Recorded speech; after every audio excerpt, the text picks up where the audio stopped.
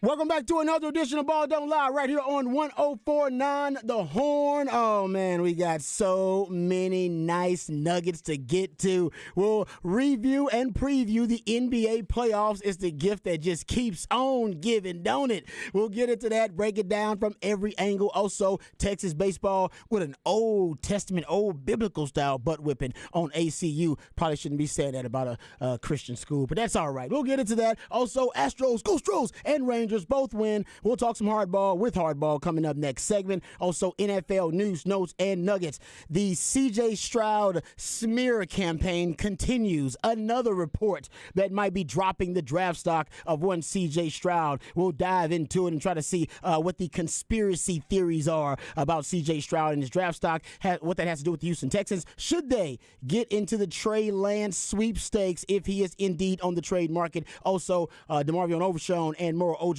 visiting the Texans. We'll talk about that too. Before we do, let's introduce you to the rest of the crew. He was a second-round pick for the Montreal Expos, but a first-round pick for the Austin Radio Network. He originally committed to the University of Texas, but decided to forego the 40 acres and chase his dream in the cheese. Pimping ain't easy, but for this man, it's a breeze. He is the Mike Hardball Harge, ladies and gentlemen. What's going on, man? I love it when you talk about the 40 acres. So the other day, we got some paperwork sent to the house, and my uncle had some former articles. So this morning, before my son went to school, I had him read the article today. I mean, about me signing my letter of intent to go to the university. I told him, I said, if you want some easy reading, go ahead and read the paperwork. He was like, you act like you was all right or something. I was like, hey, man, I just want you to just understand that there's a process to all of this because it is not promised, nor is it guaranteed. Damn right. There's work that needs to go into this stuff.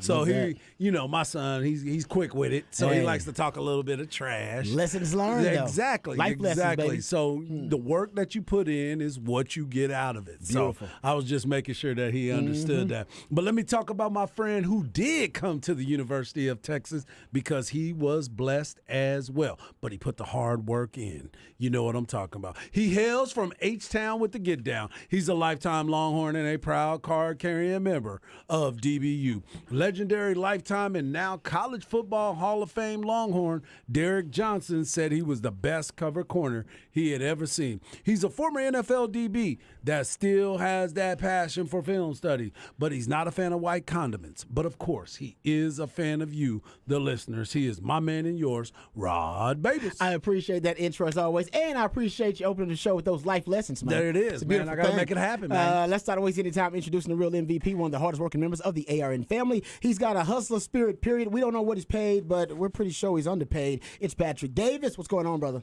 Doing good, doing good. And I'm sure Patrick is excited because we got a lot of NBA to discuss and break down. And, of course, we'll start with one of the big stories of the day from that Grizzlies-Lakers game. And the Grizzlies pull off the, what people thought was kind of an unbelievable win for the Memphis Grizzlies. We'll get into that.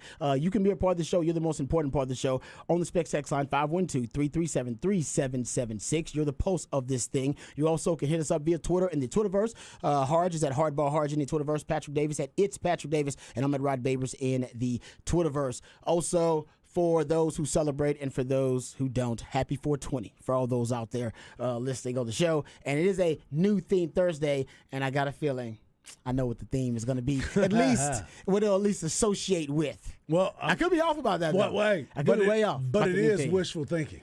You know what I'm saying? I could be way off about that. I hope we all on the same page when it comes to the theme today. Well, we don't know. Patrick is in charge of the theme, and he always does a great job. So we'll see what the theme is for New Theme Thursday as well.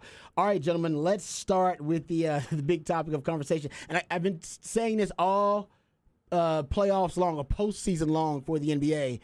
And I'm telling you, it's the gift that keeps on giving. They give you a nice, salacious headline with every round of games. You got a little something. All right? It's whether it's DeMar DeRozan's daughter or it's, the teammates, Rudy Gobert punching his teammates, E40 getting kicked out of games. What are you talking about? Russell Westbrook going after fans. Dylan Brooks, which we'll get to. And, of course, I cannot forget Draymond Green going full-on Draymond, which you should never do. Right. You should never go full-on Draymond. But he did, and he's been suspended as a result for Game 3, which we'll get to as well. So they give you some a little bit of a little WWE, a little TMZ with every round of games, and honestly, it is fantastic to follow. It is.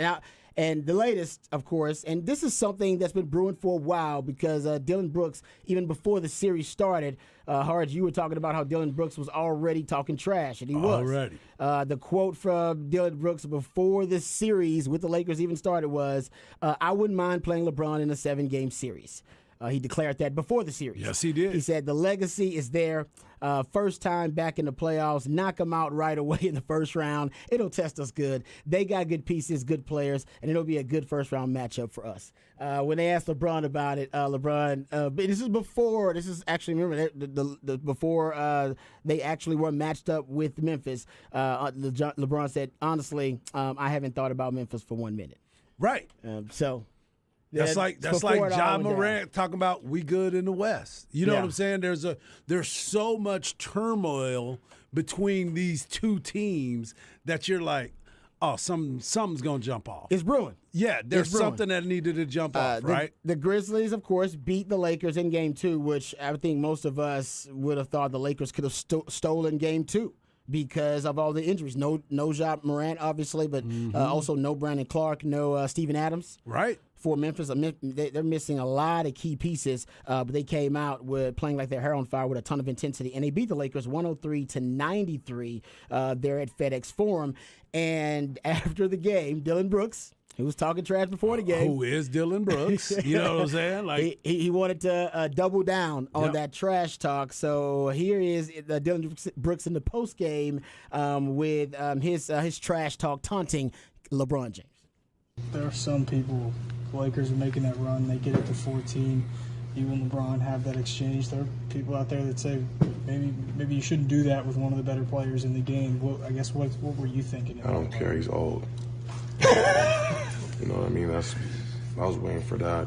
I was expecting him to do that Game 4, Game 5. He wanted to say something when I got my 4th foul. He should have been saying that earlier on. But, you know, I poke bears. I don't respect no one until they come and give me 40. I pride myself on, you know, what I do is defense and taking on any challenge that's on the board. All right, so what he's referring to there, just the instance that the reporter was discussing beforehand in the question, was in the third quarter when Brooks picked up his 4th foul. It's like 20-something minutes left in the entire game. Basically, they began talking some trash. The refs didn't intervene and kind of let it go, which is great. All right, they're just talking trash. Just let them go for a minute. And the Grizzlies at that point led 66-48. They were blowing the doors off the Lakers. And I guess that lit a bit of a fire. The Lakers put together a 17-3 run at that point, cut a 20-point lead to 69-63. And during that time span, LeBron James, I believe, at the initial point where they started jawing with each other in the third quarter, he had just 12 points. He scored 8 more points the rest of the third quarter and then scored 8 points in the fourth quarter, ended up with 28 and 12 rebounds. And that was the game high, by the way, the 28. So it did ignite something under King James. Famously, I remember Kobe Bryant saying this about LeBron James. He said, LeBron is weird because he doesn't talk trash. Like he doesn't talk like even he's like Tim Duncan. Yeah, and exactly. He's very stoic in that sense. Like he doesn't talk a ton of trash, even though he could. He doesn't talk a ton of it. Now he may get hyped up and gesture, and everybody in the NBA they celebrate in their own way. But he's not known for being a big time trash talker. And even Kobe famously said, I don't waste time talking trash to LeBron because he just kind of ignores me. Yeah, and it's a waste of time. Yep. But a lot of guys like Dylan Brooks, they like to talk trash, and he's been talking trash for a while. So he's basically saying, guys, that he doesn't respect anybody who can't score 40 against him. Let me give you some stats real quick about LeBron versus Dylan Brooks in this series. series. Please do, because he scored so far in this series. LeBron James scored 26 points on Dylan Brooks. He's shooting 61% from the field, 40% from the 3-point line, has 0 turnovers. That's why he put that number out there of saying, I need somebody to score 40. I need someone to score 40 before. But the reality is, he's not defending LeBron. The reason the Lakers lose that game is because AD and D'Angelo Russell were terrible last night. LeBron had a good game. LeBron had a Dylan really Brooks. good game. Dylan Brooks' offense was good in that game. Dylan Brooks' defense, very little to do with the outcome of that game. Yeah, no, I agree. It's just fun, though. You're right. yeah. It doesn't have to be necessarily factual. Patrick wants to get to the facts, and you're right. But it's fun to discuss because he's going at LeBron. So And he's basically daring LeBron to score 40. Well, in here's next the game. thing. Here's the thing that I was thinking It's about last great. night because after the game, it's in the middle of the night. You're sitting there. I get up and I'm watching SportsCenter a little bit and I'm hearing this. So then I go to bed and I wake up early in the morning and I'm sitting there. Again, I'm thinking about this conversation that Dylan Brooks is having. And this is where the separation happens, right? Michael Jordan would build up these fake situations about what people would do, say, slight, and deal with it. And what would Mike do? He would go out and embarrass that person, lock them down, dunk on them, make sure his team wins.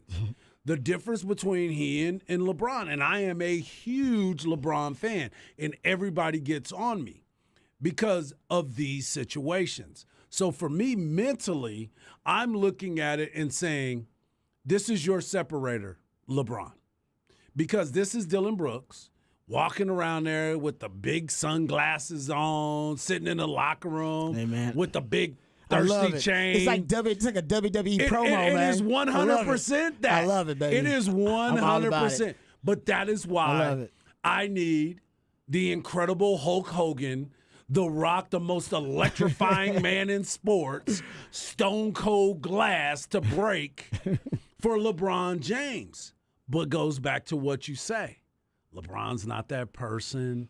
He's going to score his points. And then at the end of the game, he's going to be like, man, I'm not even worried about Dylan Brooks and what's going on. No, I need him to be personally offended like Mike was, where Mike would make up stuff. He would make up stuff. To go out there to let you know I am about to destroy you. You didn't speak to me at dinner. It's like, Exactly. I didn't And he even was see like, I Mike didn't at even dinner. see you. I didn't see you at dinner. I wasn't there. This dude is in the locker room cutting a WWE promo. It's beautiful, man. And waiting for you to react. But LeBron, the suave brother that he is, he's not going to bow down to your level. But I need that level for LeBron because there's a separator. We did the survey of where people said who's the GOAT. Mike was 3%, and LeBron was 33%. You want to close that gap on Mike? This is your opportunity. But you got to win titles, too. No, but that's this what is I'm part of saying. it, yeah. But this is part of the. Mike was making stuff up. No, I agree. You're it's- getting it right now. To that point, when LeBron obviously led the Cavs, helped lead the Cavs back to win a championship when they were down 3-1 to the Golden State Warriors. And remember, LeBron has been on the other side of this because famously he and Wade taunted the Mavs and Dirk Nowitzki when he was sick, and then they opened the series, and famously the Mavs came back and ended up winning that series. But here's LeBron in the post game. They're down 3-1 at this time, and I believe the question is already entailed here. So here's the audio because this is LeBron being asked about trash talk and how he respond. This is him, 7 years ago or whatever it is. Here it is. Over on the left side.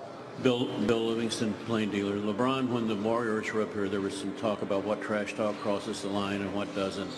Klay Thompson said, I guess he just got his feelings hurt. You talked about being a prideful guy and that some comments Draymond made. Would you discuss that whole issue of what's fair and not fair on the court? What happened? What Klay said? Yeah, and what crosses the line? No, I'm not. What did you say Klay said?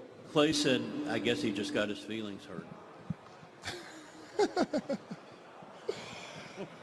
Oh, my goodness. I believe the transcript will support that.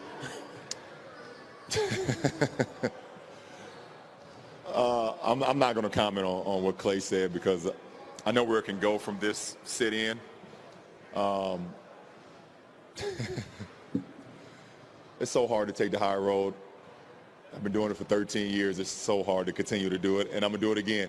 At the end of the day, we got to go out. We got to show up and play better tomorrow night. And if we don't, then they're gonna be back-to-back champions, and and that's it. But I'm taking the high road again. There you go. So he's taking the high road. Harge, and you don't want him to take the high road, or you at least want him to score 40 on Dylan, and then kind of have the kind of walk off on him, at least give him the stare down, or maybe give him the the Tony Yayo. Yes. You can't see me. Would Y'all, that be great? no, I Bring it want him to back? come in there with the y'all must have forgot. Y'all must have I want the Roy Jones Jr. because I'm sitting here and all these people that are texting us right now talking about the flop or whatever. Let's not forget, if you're a Spurs fan, Manu Ginobili created the flop, but y'all love him.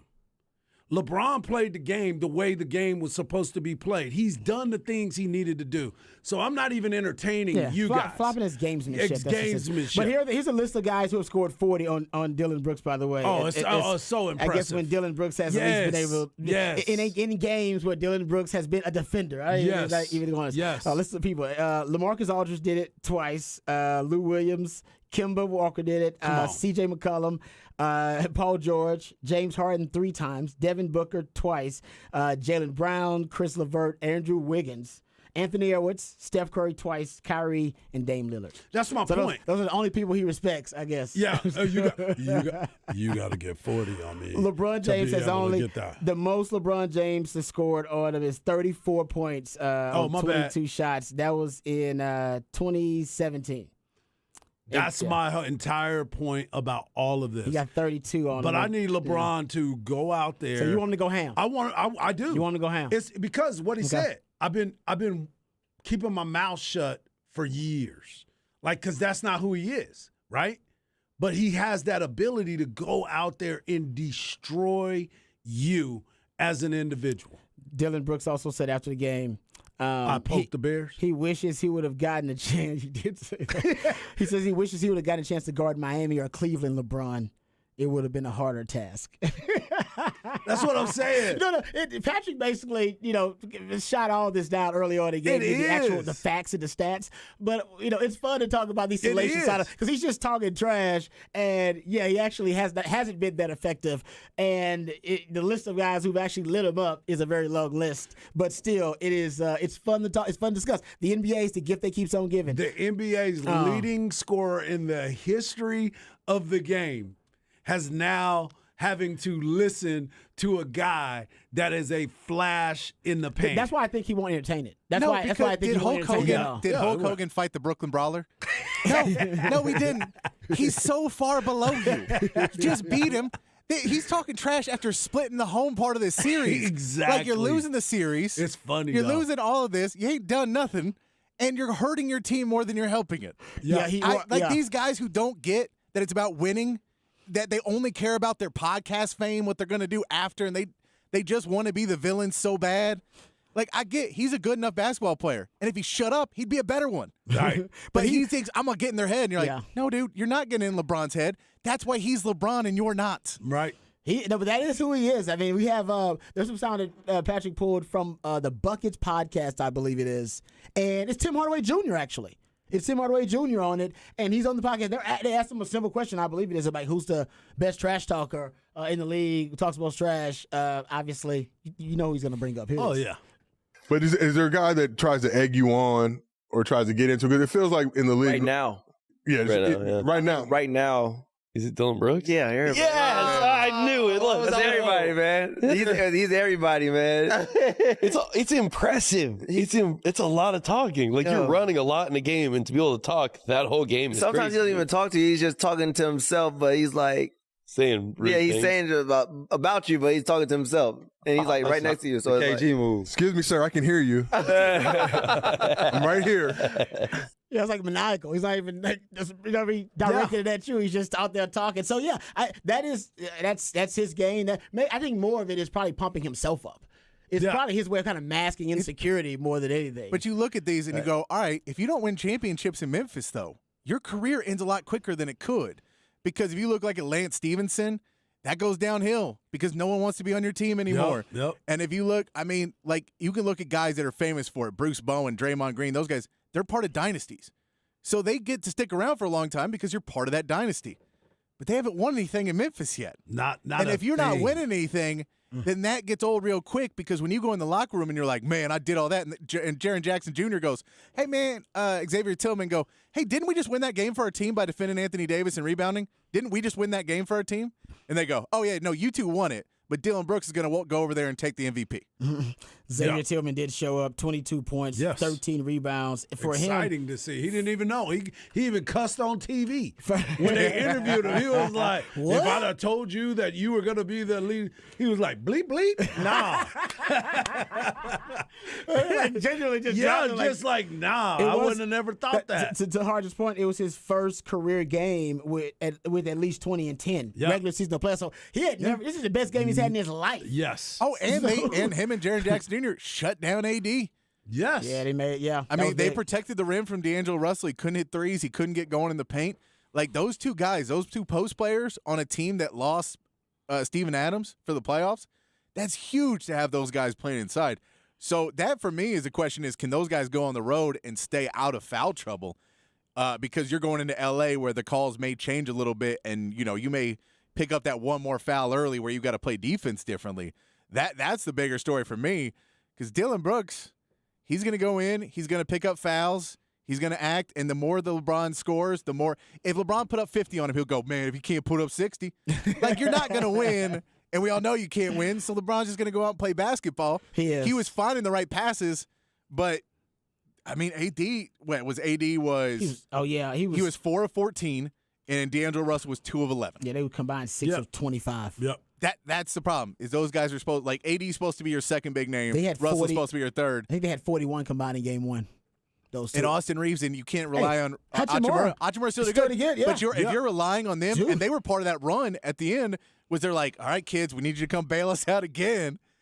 They're playing well. You can't rely on that. You need to get AD going. Yeah, Hachimura showed up again. He had 20 points. And what I texted you said, I'm rooting for the Kings. I agree. Memphis was everybody's favorite team 2 years ago, right? Right, until Dylan Brooks and John Morant. And they threw it up, and they're just like, no, we won't be the villains. Like, y'all got to win first, man. You got to win before you try and be the villain. You can't go full heel turn before you win. Exactly. You never had a championship belt.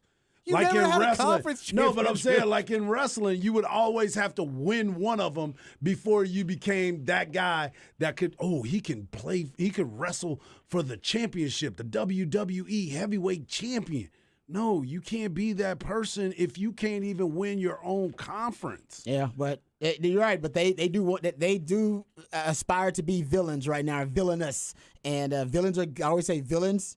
They create conflict. Conflicts create storylines. Storylines transcend the sports page to the front page, and they're doing a good job with that this year. They got a lot of random storylines out there. But if your guy's got a broken wrist, your leader has a broken wrist, you got some problems. They still won the game, though. They did last.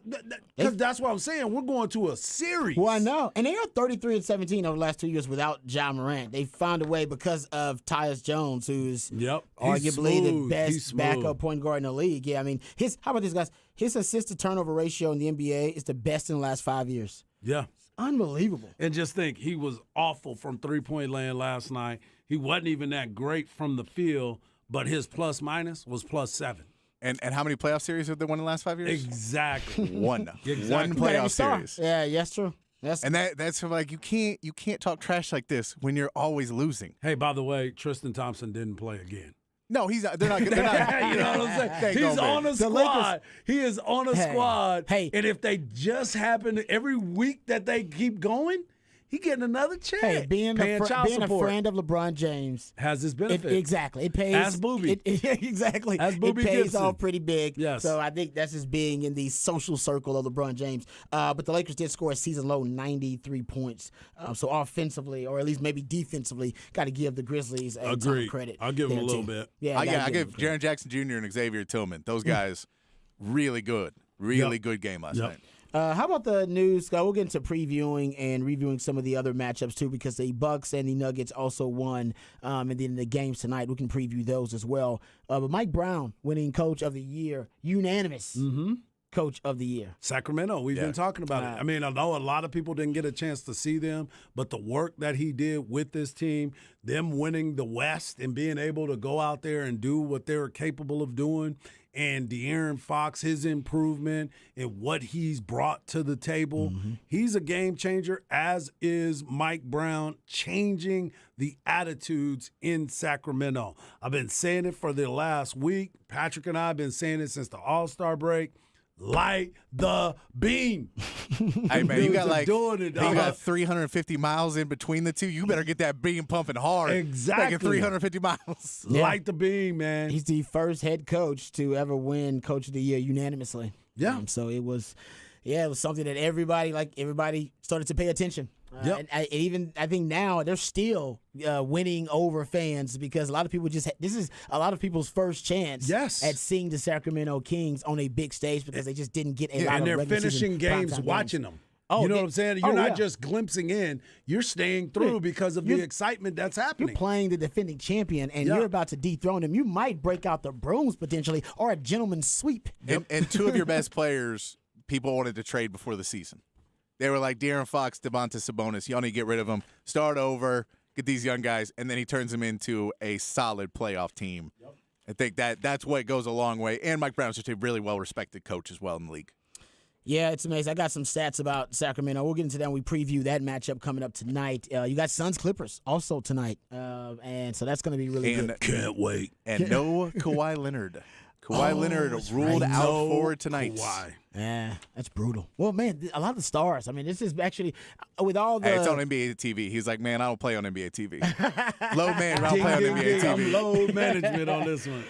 Yeah, but with all the great headlines the NBA has had, and even some competitive games, it has been unfortunate that some of the stars have had to miss games because of injury. John Moran, Giannis, also now Kawhi Leonard going to be missing games as well. But we'll get into some more NBA news, notes, and nuggets later on the show. We come back. We got to get into some baseball.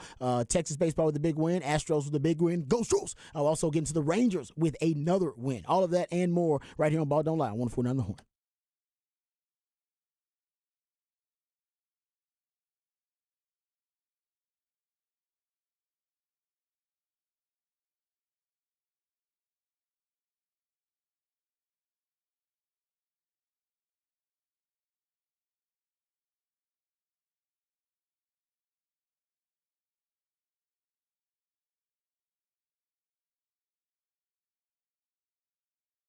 Mike Harge here, and I want to talk to you about my friends over at All Stat Beer. Let me just explain this to you. The weekend is here, and the All Stat Brewery has live music. That's right. Make sure you plan a trip today and go out there and enjoy some fine dining with some great food and some great friends. You got all of that happening at the All Stat Brewery. The brewery prides itself on its award-winning German-style beers.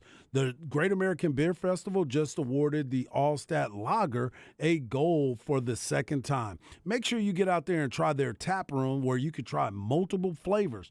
Plan a tour today and you can see it for yourself. You can go to allstatbeer.com to find a local watering hole where you can enjoy some, or where you can pick some up on your way home, whether it's the liquor store, the grocery store, or just your corner store.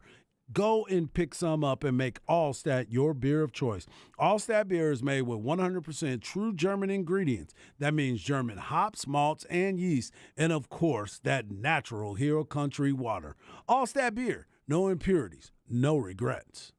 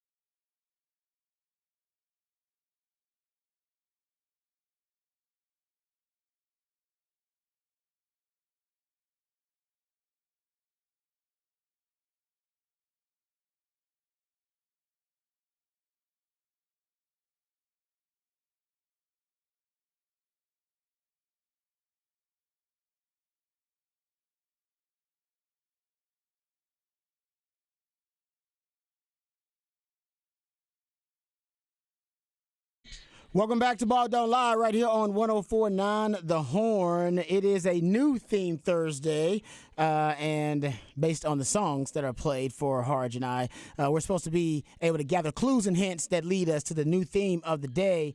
And I'm going to say it has something to do with 420. I'm just going to throw it out there. Sorry, I missed that. It was someone in the booth with me. I was going to say it has something to do with 420, the new theme. It is not. It is not 420 today, you guys.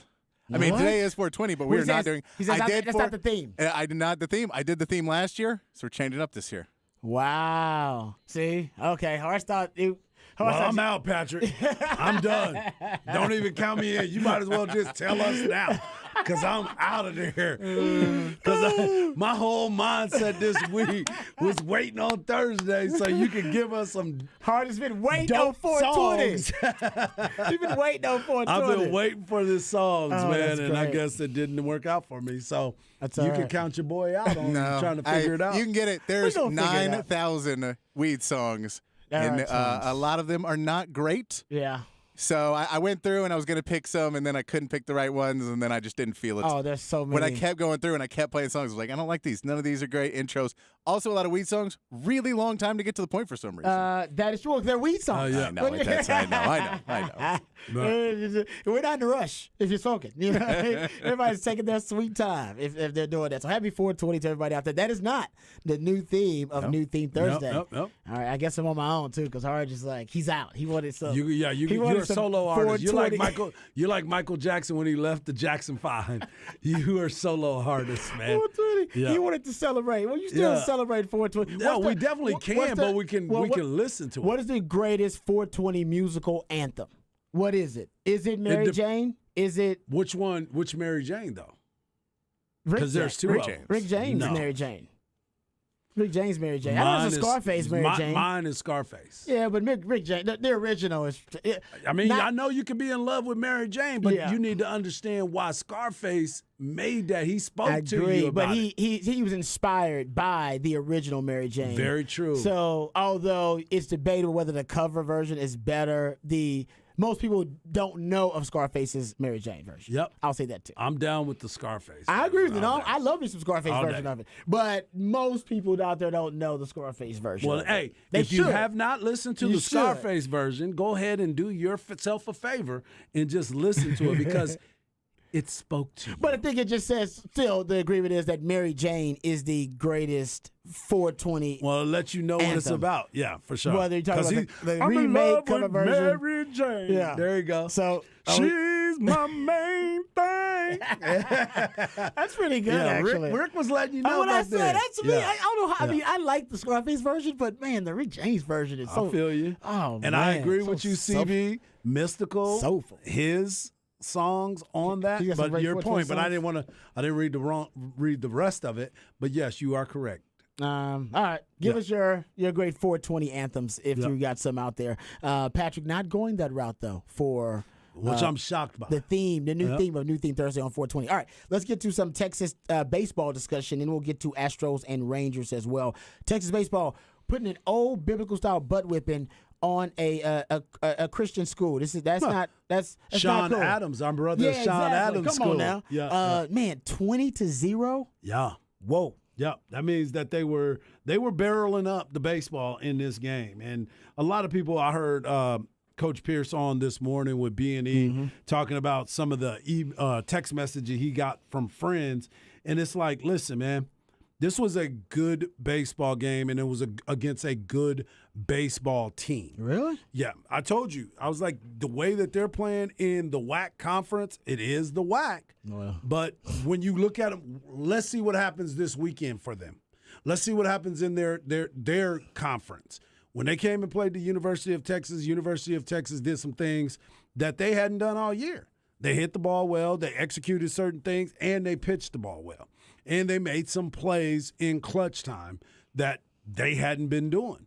And a lot of people were more concerned about the fact of what happened at Baylor instead of coming in to yesterday and saying, okay, this is a chance for them to play at home, regroup, and attack the ball. This weekend, nobody would have thought that Oklahoma was in last place. No, Oklahoma Sooners are coming in this weekend. They were a team that went to the College World Series. They were playing in Omaha, just like Texas.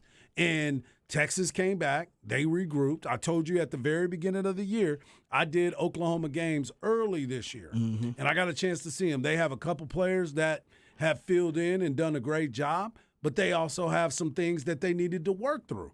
And when people were like, do we need a panic button? Do we need a panic button? I told you, no, because I've seen the Big 12. I've seen the teams that have played in the Big 12. Now people are going to say, well, Oklahoma's at the bottom of the conference. This is the rivalry. This is the rivalry game. So don't look at Oklahoma as sitting at the bottom of the conference coming to play against the University of Texas as something that, oh, man, they're terrible. Texas should run through them. It is a rivalry game. It is a rivalry series. You got to come in and be prepared. So as easy as it was for them to score 20 runs yesterday, they can come in this weekend and can get 10 runs in the weekend. Yeah. It's happened. And so don't overcook the grits, as my man Sean Adams used to say, an ACU alum. We got to make sure that we understand that. So just be patient, watch what happens, see how they play this out, but enjoy the fact that they beat a team 20-0. Hey, and we know who threw out the first pitch. Rodney Terry, Rodney Terry, that's a good luck right there. Do we have any video of this pitch? We got video. Yeah, we do. I have video of the pitch. I'll send it to you. Okay. Yeah, I'll send it to you. Well, was it a good pitch? Oh, man. That's RT, baby. He threw a strike. Okay. And then he ran off the field like, struck him out. Okay. Oh, All yeah. right. Good. He was warming up like he was getting ready to play in the game. That's good. Then. You know if it's not all over our Twitter feed, then it wasn't bad. Right. Yeah, that's true. Yeah. People would have. They would let him up. He threw the strike on him. That's good. Then I'm happy. I'm happy to see that RT was able to apply that overall athleticism. Oh yeah. And do the basketball program proud. There you go. Maybe he is good mojo. Maybe we should have him throw out the first pitch more often. Yeah, he might be there this weekend. Get him there runs. this weekend. Longhorn scored, I think, 3 runs in the first, 8 in the second, and that's what blew the game wide open. All right, let's get to the Astros and the Rangers. Go Stros! Astros with a win, and the Rangers as well. I mean, the Rangers. This is their best start of the season since 2013. If you're looking at their first 17, 18 games, and they get another win as well. This time, you go look at it, it was Martin Perez. On On the mound for them. But Rangers, man, how many games in do you get to say that the Rangers are for real? What's the sample size before we can say it's the real deal? I would go 40. Okay. Yeah. All right. Because there's so many different, the way that the conferences are, not the conferences, but the schedule's made up. Some teams are a little bit lower win percentage than others. And then you start playing certain divisions and things like that. Let's just wait till like 30 to 40 games, and then you'll be like, okay, this is substantial. Okay. And you also, as well as I do, you got to make sure that you play through injuries. There's a bunch of injuries that can happen. But if you look at their farm system for the Rangers, the developmental part has been very, very good. The AAA team is whooping people's behinds regularly now. Yeah. Because there's a way that there's not a ceiling, but there's some openings up there. So like we were talking about before, Josh Smith is now playing shortstop because Corey Seager has been out. Wait till Corey Seager gets back. Yeah, because Marcus Simeon's on a heater. And my man is on fire. He got 3 hits in that 12-3 win over the Blue Jays. Yeah, he's been hot. You talked about it yesterday, the run differential. Yes. They've been doing some things that are becoming substantial. Where before you're like, I don't know if they will be able to continue to do that. One thing that we did talk about coming out of spring training is the fact that these guys can hit. I said they're going to put up runs. It's a matter of the pitching staff being able to sustain enough to be able to keep the teams involved. You look at Uvalde, you look at DeGrom, who ended up coming out of the game the other day. Yeah. He ended up coming out because of forearm stiffness, and they wanted to take a little break for him and make sure he's okay. But you cannot underestimate what you have been getting from Bruce Bochy becoming the manager in that dugout, the calming force, the education that he has given to some of these younger players. Those are the things that you cannot underestimate. Yeah, but I know the Astros side prior to the season, most people predicted the Astros and the Blue Jays, kind of two of the heavyweights in the American League. Astros, they win 8-1 over the Blue Jays. Luis Garcia was pretty much the big headline. 7 innings pitched, 0 runs allowed. Yeah. 2 hits, 1 walk, 9 strikeouts. He had 92 total pitches, 23 swings and misses. And that's huge. That's huge. He was putting them away, man. Yeah, that's huge, though. When the swings and misses are something that can never be underestimated. If you can get guys to swing and miss at a baseball, especially when you know that this is probably the hardest thing you could possibly do in sports, and you can get them to swing and miss at that high of a rate, that gives you a great chance of winning the ball game, as long as you can stay in the game. As long as you as a pitcher can stay in the game. Yeah, he actually struck out 6 of his first 7 batters, and in 18 of the 23 were first pitch strikes that he threw as well. So, yeah, he was – I mean, it looked like he had his best stuff so far. So that is really good because he lowered his ERA. I believe going into the game, his ERA was at 7.7. Yep. Now it's at 5.14, so – at least we're getting there. Everybody seems to be off to a slow start for the Astros, but hopefully because they've been through this before, they're finding their way. They actually were really close in that game to disaster, potentially, because they had basically 8 hits, 8 runs, and they just had clutch hitting. They basically had a 6-run 8th inning.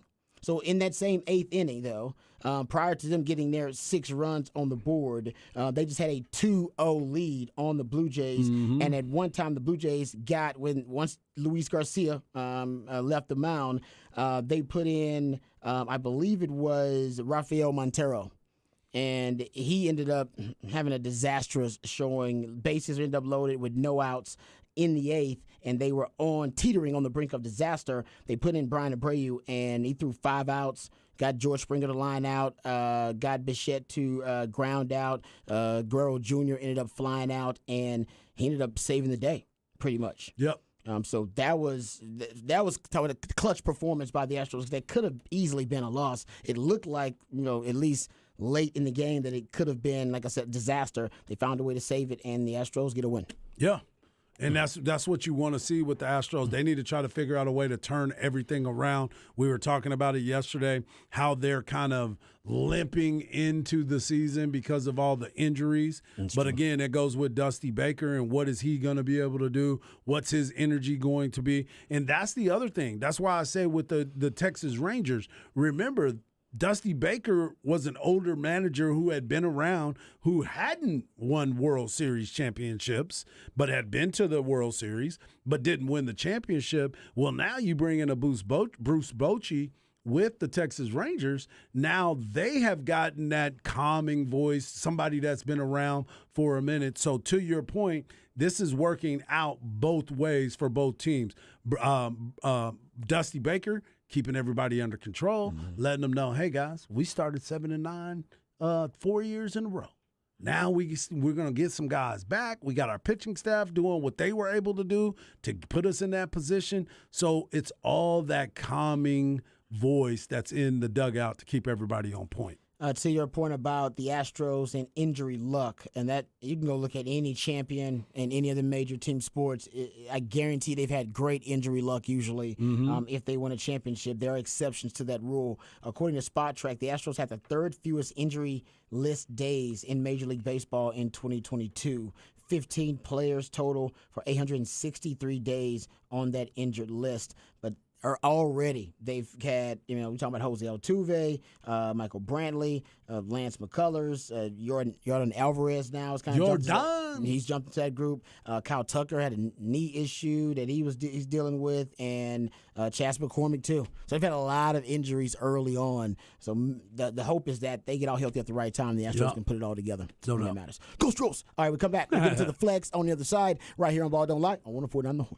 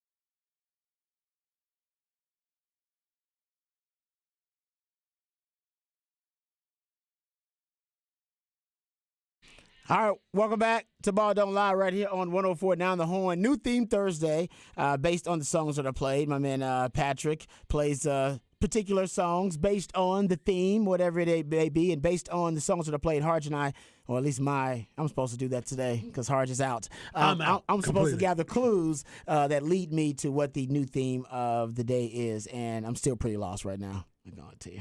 All right. So yeah, I have no clue. We'll figure it out. We'll get there. I was going to help you from afar. It's okay. Yeah. I always thought it was going to be easy, and I thought it was going to be easy today, too. We were wrong because Patrick wants to challenge us, and I like that. Keep us on our toes. The Flex will keep you on your toes as well. Go to FLXATX.com, FLXATX on all of your social media platforms. The Elite 11 camp was in town. Earlier this week. I didn't realize that actually. Elite 11 is the quarterback invitational camp to all the top quarterbacks in the country, and they do regional camps, I believe, to determine kind of their national rankings or whatever it may be. And the Elite 11 schedule had them in Austin for, I think, April 16th and 17th. I think they're going to Ohio later and stuff like that. So some of the quarterbacks, and this is from the Elite 11 Twitter account. Mm-hmm. I don't know if nobody's verified anymore because Elon Musk took away everybody's, took it away from you everybody's check marks. So I think it That's is because it was 11. 420. It was 420. And didn't he have the rocket launch today? The rocket, what happened? It burned today.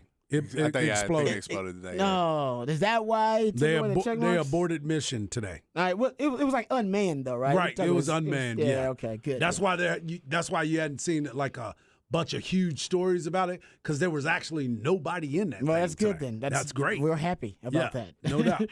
He wants driverless cars, I guess, driverless rockets. All that makes sense. All right. Either way, Elite 11, they did put out. This is via Elite 11 3 days ago. Their top ratings for the Austin regional or the Austin area Elite 11 camps. They have Will Hammond, the Hutto quarterback, at number 2 on their list. He's behind, hope I get this young man's name right, Haus Hijny. That looks good. He's going to TCU. He's a TCU pledge, and Texas Tech pledge was Will Hammond. Okay. So he's a pledge there. There's a number 3 is Ty Hawkins. He's a San Antonio Johnson player.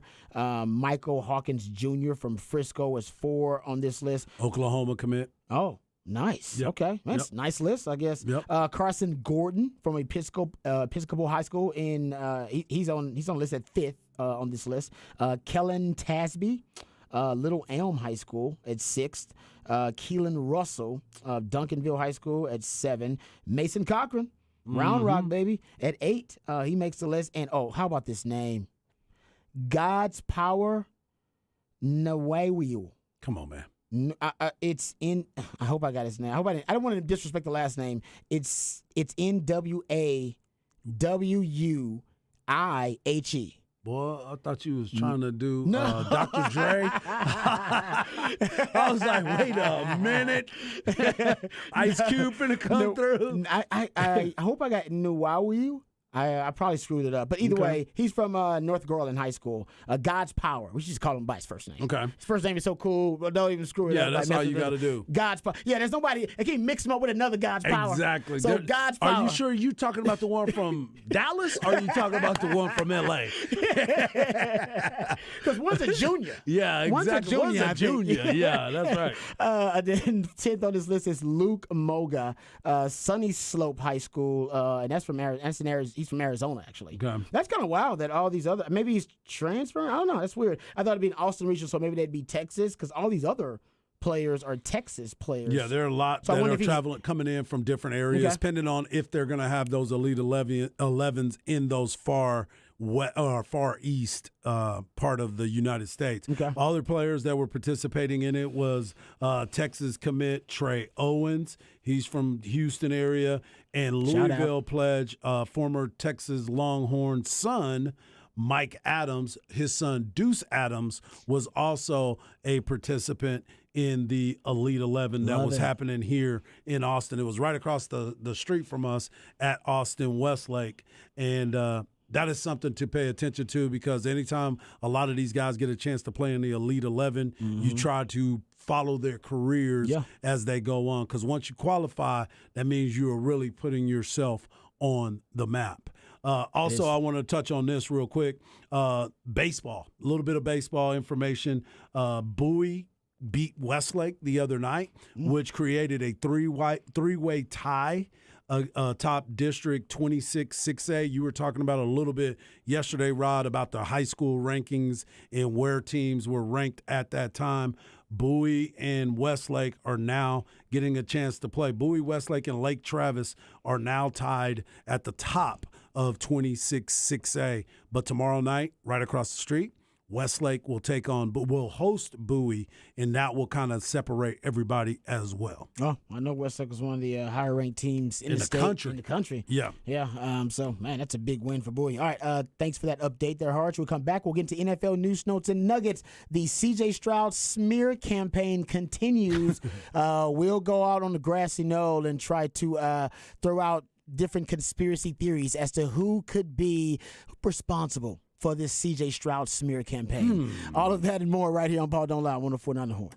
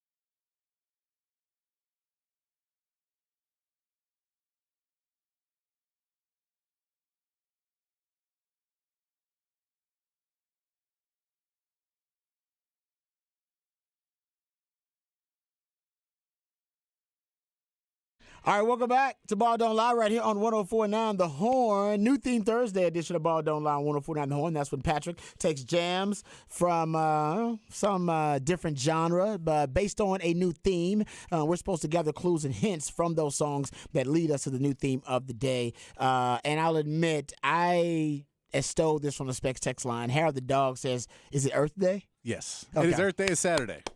There you go. Thank you, Harold the dog. Okay. On the Specs text line, Earth Day is Saturday. 512-337-3776. If you would also like to help out the show, we would appreciate your participation on the Specs text line. Great job there, Patrick, because I definitely wouldn't have gotten that. No, do you know Mercy Me is one of the best Earth Day songs, Mercy, Mercy Me? Is it it's really? called Mercy, Mercy Me, The Ecology. And this is a whole thing where he's basically describing how the planet needs to get fixed a little bit. Wow, and how we need to be more aware and conscious about how we treat the planet. Yes. I did not know that. That is what this song is about. That is fantastic. That's why I love my See, man, that's why you learn something new every week, man. That's why I love the musically themed days of the week. Yeah. I learned And a lot if of you stuff. want the earth to be plentiful and give bounty to you to celebrate 420, you got to take care of the earth. we do It need all to, ties together. Yeah, we need to do a better job of that. I think all of us, we need to do a better job I of did. that. I did Watching try and select songs that are a bit more positive. There's a lot of negative Earth Day songs that are like, y'all really screwed it up and things are bad. I too try late. to We all pick gonna die. more songs about how the earth is beautiful and let's preserve the happiness and beauty of it. I try to pick more of that. It's too late. We're all going to die. Thank you very much, boomers. Yeah, no, that's good. You're right about that. I will say this, and when I do have kids, I'll probably try to do the same. My parents randomly were kind of big hippies when it came to being conscious about the environment. Like I remember my mom would, and I was so embarrassed at the time, but now I take a lot of pride in it. She would drop us off like in the hood, in the middle of the front of the neighborhood where it was a lot of trash, and we just had to pick up trash until it was all gone. She'd be like, she's like, this looks disgusting. And then she would go to the house, grab trash bags, drive us up to the front neighborhood, and drop us off and be like, pick up that trash. All of our friends around be like, hey, man, y'all want to come play? We're like, nah, we got to pick up this trash. We're like, oh, y'all being paid? We're like, no, we're not being paid. We're just picking up trash. My mom does not like the way it makes the neighborhood look, so we're picking up trash. So your mom was in charge of HOA back in the day. No, my hood didn't have no HOA. No, but that's what I'm saying. Your mom was. It was Mom OA. She would drop us off at random parts of the hood and be like, I don't like the way this is disgusting. And drop her Exactly. kids off to go pick up trash at random parts of the hood. Nobody ever bothered us, but it probably seemed quite dangerous. But people thought we were doing it because we were on like probation or something. Like, nah, I love it. It was not. That was mom, and it wasn't punishment. It was just like, no, just I want to love get it. appreciation I love for. it. And now it is to this day I cannot stand trash and people who litter and trash in the Because neighborhood. you see it. I still go now. I go up to we have a school that I live by, and I go up to the school and pick up trash Yep. like some old cranky old man. I just go pick up trash on my own. So it is one of those things. You should take pride in your community, in your world. Basically, treat Mother Earth like she's a part of the family.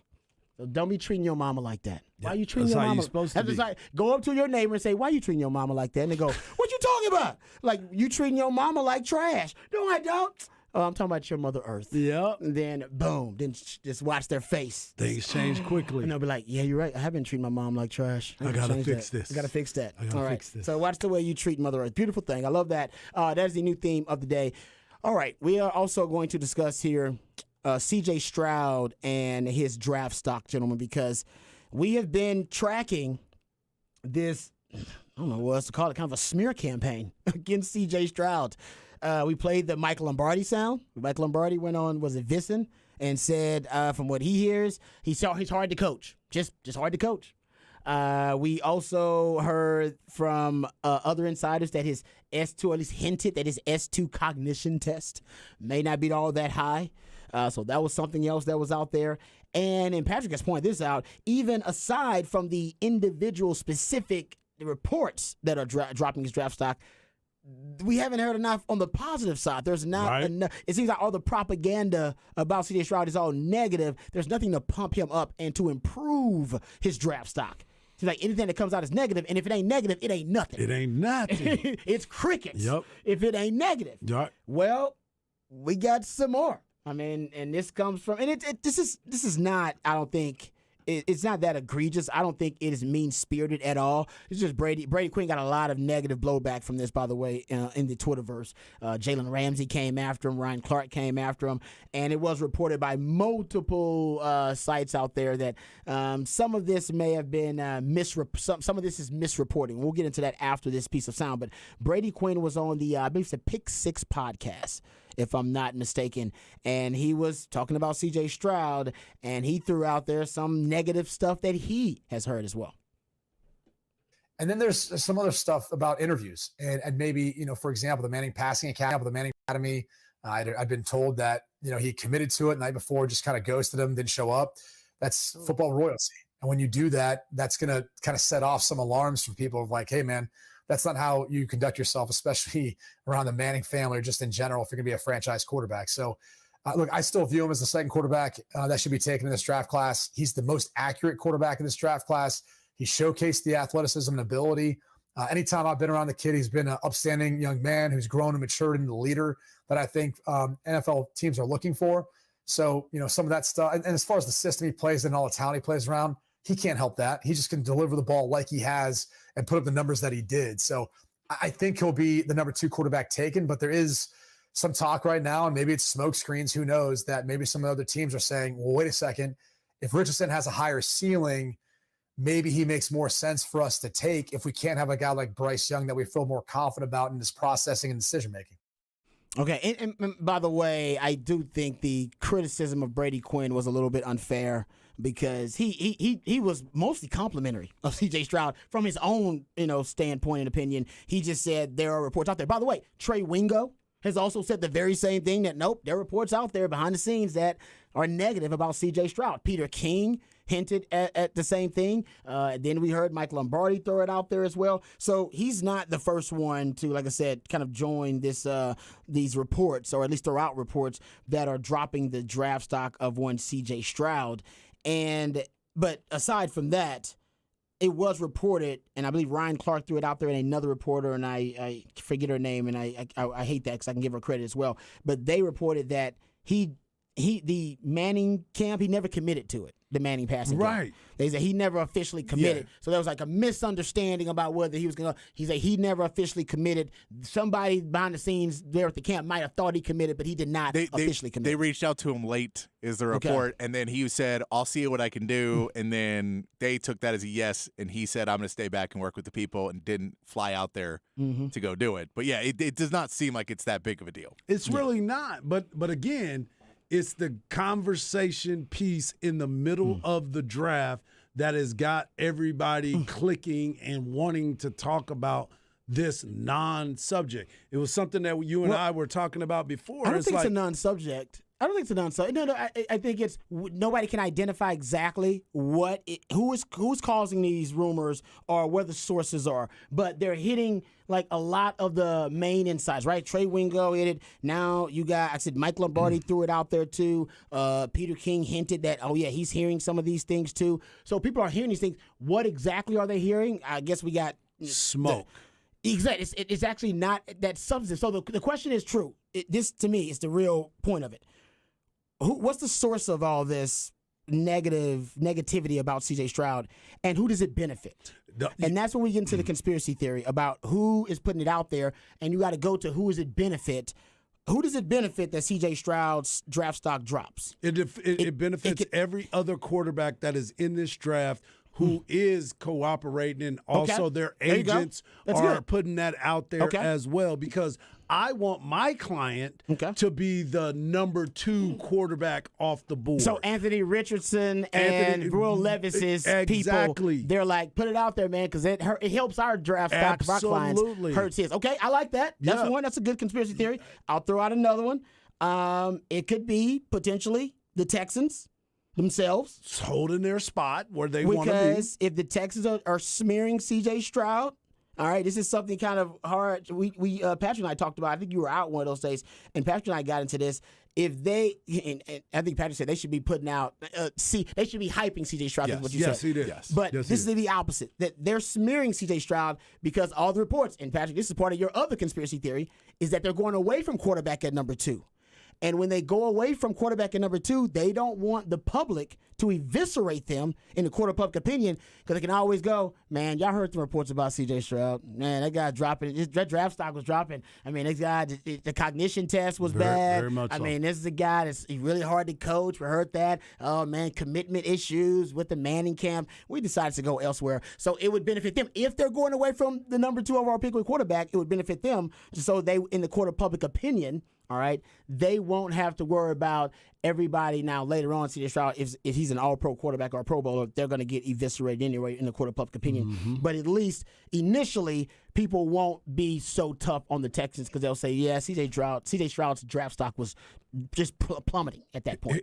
Here's the part that really drives me crazy. So that's 2 of them. Is they act like people haven't watched games before.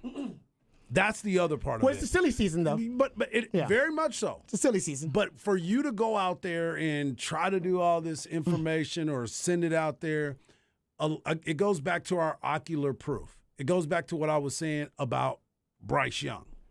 All of a sudden, his height is a problem. He's playing in the SEC against the top competition, which everybody is perceived to be the closest thing to an NFL league than anything else, and he's a Heisman Trophy winner, and he lights it up, and he had an opportunity to go back and win the Heisman. So now all of a sudden, I don't know if he's going to be able to play in the league because he's so short. I don't know if he's going to be able – he's slight, but he's lighting up the league that you consider the most elite of the elite, and yet and still there's a problem with it. It's the same thing. I'm watching the games that C.J. Stroud. I'm a closet Ohio State watcher. I watch them a lot. You know why? Because they have a lot of talent on their team. They put up a lot of points in a league that people consider the second toughest. But he goes out there and put up big numbers. He's going to the Heisman Trophy ceremony 2 years in a row, but yet and still, I don't know if he's that good. No. This is false. I don't prophet. disagree with that. This is scouting season, right? Scouts are just critics. Agreed. And critics, they tell you what's wrong with something most of the time. They very rarely tell you what's right. They're critics for the most part. And so that happens with all of these prospects. They all kind of go through their skill set and take it apart.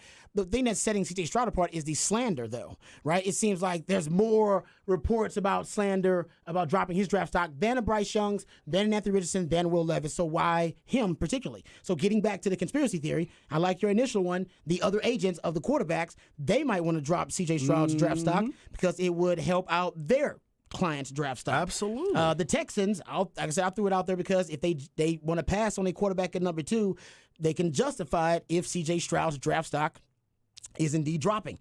Honestly, I know this sounds kind of sick. I love David Mulligetta. Went to Texas. He's a lifetime Longhorn. I call him the Johnny Cochran of NFL agents for that Deshaun Watson contract that he got. But what if he just doesn't want his client to play for the Texans? Which, by the way, would be the second time, if it is true, that he doesn't want his client to play for the Texans. Maybe he knows what a flustercluck of a franchise they are, and he's decided, no, CJ, trust me, man, you don't want to play for them. All right, I know the owner. He was the owner then. He's still the owner now. All right, and they are a dumpster fire of a franchise. Trust me, you would rather your draft stock plummet and you get picked 4-5 spots later than go to the Houston Texans, where you are guaranteed failure. Not because of your own fault, right? Because of the ineptitude and dysfunction around you will not be fixed in your time of your rookie contract or even your second contract. It will inevitably, it's going to end up causing your career to go into a downward spiral trying to save that franchise. Let me save you from the Houston Texans going there by dropping your stock. He did it once. Why wouldn't he do it again? Now, what happens if you end up on the Raiders then? Maybe he thinks it's better than the Texans. He's like, I'll get you out of there in a year. Yeah. I'll get you out of there. I'll get you out of there after your first contract. And that's not the year, but I'll get you out of there after your first contract. After your first contract, I'll get you out of there. Yeah. Don't worry. I don't know if there's any team up there. Which and I know done. the Colts have a lot of weapons, but we also saw what they did last year with those same weapons. So there is no guarantee. Any team that's going to draft a quarterback desperately needs a quarterback, which means unless you're going to Seattle, like Seattle's probably the only safe place where you can go, all right, this guy's got a pretty good track record with quarterbacks, and they're doing well right now. So this is a traded pick. Other than that, I mean, you could be trying. I feel like it's a weird way to try and sell your client after the fact to go, hey, by the way, we're going to draft your stock. Also, we're not going to get pretty much any endorsement deals for 2 to 3 years because we're going to destroy your character. Like, we're going to have to actually go in and let everybody rip you apart. And so you're going to be really disliked for a few years and until you can get on the field and then prove that you're a really good quarterback, and then we can build it back up. But they haven't been character slurs, essentially, a slander. No, but it's saying the Manning camp thing has already been debunked. They said, no, you can. And the other one is he's hard to coach. That's not a character issue in terms of getting an endorsement. That's a football character thing and football traits. And the other thing was from Trey Wingo, there's something out there. So it actually hasn't been anything that will hurt his marketability, in my opinion. Right. I think it's going to hurt his football stock, but not his stock. Now, you got to play and ball out to get all those deals. But I don't think it hurt him right now. I don't think there's right now some company going, I would never have him endorse our product because look at the terrible stuff they're saying about him. Like, they're not saying No, I don't think it's that. That's the point that Hart is making. We can't even put our finger on what the hell it is. Right, they're just making up stuff along the way. Yeah. That's kind of the mystery of this whole thing. Yeah, like my biggest question is, why have we never heard this before? All the people that cover Ohio State, I understand that they try to protect. Texas people would have been able to put a story out, and we would have seen something where he was that type of player, right? When you're looking at C.J. Stroud. We would have heard that a long time ago. There's so many things that happen, and we talked about this at the very beginning. This is a silly season. This is where we start throwing things out there to make it look like this guy isn't worth this pick, or we're trying to move the team or move the player away from a certain team. But I'm also trying to elevate another guy to be able to be at that position of the draft. I remember my cousin was drafted late in his draft in 93. And he told me after the draft, because he fell to another team, and he told me, he said, they were slandering my name, and it was Mel Kiper. The agents went to Mel Kiper, and they said, hey, this guy, we want our guy to be elevated, and this is what I want you to put out because I heard this from somebody else. Don't know if it's true. Hearsay. Don't know if it's true or not. It could have been. Possibly could have been. But didn't really have any substance information there, and they go out there and they start spreading these rumors, and then all of a sudden his draft stock drops. He goes on and plays 5 to 7 years in the league because he was bouncing around, but still he lost money because of that situation. And that's the thing, that every time I hear these mocks and all this other stuff, I've always had a reservation about it because of the fact I have insider information myself of past situations to where it's like, that's very true. That could very much be part of the circle. Now, I get it. I understand it because I want to make sure that Rob B is a first-round pick. And if they like that kid from Michigan and I know his people, I'm going to put some stuff out there and I'm going to feed it to the people because I want Rob B to be that wide receiver, that defensive back pick when it comes time to it, as opposed to that kid from Michigan. It's all the game and how the manipulation. But all I need to do is like Rod B. All I need to do as a GM is like Patrick Davis, and I'm making that difference. I will also throw in that there is something that probably isn't a huge influence, but maybe a little bit in the media coverage. Because, again, I was the one who said, where's Ryan Day? I looked it up. Ryan Day at the Pro Day said a ton of really nice things about C.J. Stroud. Okay. He did it all. None of that made it on to most airwaves. There may be something to be said that the nationwide leader in ESPN does not get Big Ten, and so they're promoting their SEC, their Big 12 guys, and their other guys that they have contracts with those schools. There may be something that they're promoting those over a Big Ten that's a Fox contract. There may be something to that. I'm not saying, I don't know if there is or not, but that is a Fox school, not an ESPN school. And Will Levis, Anthony Richardson, and Bryce Young are all SEC, all ESPN schools. Yep. Wow, that's a conspiracy theory. Right, that's just something if you're going to talk about them, which you have more access to. You have more access to your schools. Yep. That's good. Yep. This is us just throwing stuff at the wall. We all have no idea. Like, we just do not know. And it could just be, Hard, you threw this out there. Maybe this is all a moot point because it's because C.J. Stroud already has his destination in mind. Yep. He already knows. They already worked something out. They've already talked about it. And because, again, the agents aren't out running to the front of the conversations. Yeah, that goes to Patrick's point is why is there not positive CJ Stroud reports? Why are we not sitting there like to combat the negativity? Where's the positive? Where's his PR, the public relations? And we know he's got a damn good agent. He might have the best agent in all the NFL. Right. You gonna get your money. That's why the David Mulligetta conspiracy theory for me makes a lot of sense. I'm like, he's awesome. He's amazing. Yes. He's 10 steps. He's playing chess while everybody else is playing checkers, and now his client is the one that's kind of dropping and dropping. So I'm thinking maybe it's you, right, Harsh, that they already know where he's going and they don't even care about the negative publicity. Or maybe it's him saying, I don't want you to go to the Texans. Trust me. I know that organization in and out because my biggest client was there for a long time, and he didn't want to play for that organization, and I don't want you playing for him. Yeah, it's time to keep it moving. Well, and we know he's met with Deshaun Watson, too. Yeah. Because he said that during the Combine he said that he'd met with Deshaun Watson. They're the same agent. They have the same people. So every time he walks out somewhere, everybody's looking at him like, damn, we got to fight this guy again. The guy that missed the guarantee. The guy that I have to talk to him later on and be like, y'all, let me get my money. Yep. Let me get my money. You're going to have to pay my guy. Yep. You're going to have to pay my guy. Throw out there. He's also, I think he's Micah Parsons' agent too. Yes, he is. He's everybody's damn agent. And they looking at it like, we can't win. Yeah. You can't win, Rock. Another thing out there, grassy note before we get to Hard Knock Life, the Colts also another name to throw out there as to team motivated to smear C.J. Stroud and slander him a little bit so that his draft stock drops, so that he drops to them. Mm-hmm. Right. Right. This guy's terrible. Oh, my God. He's got a horrible personality. Coming in at the number 8 pick.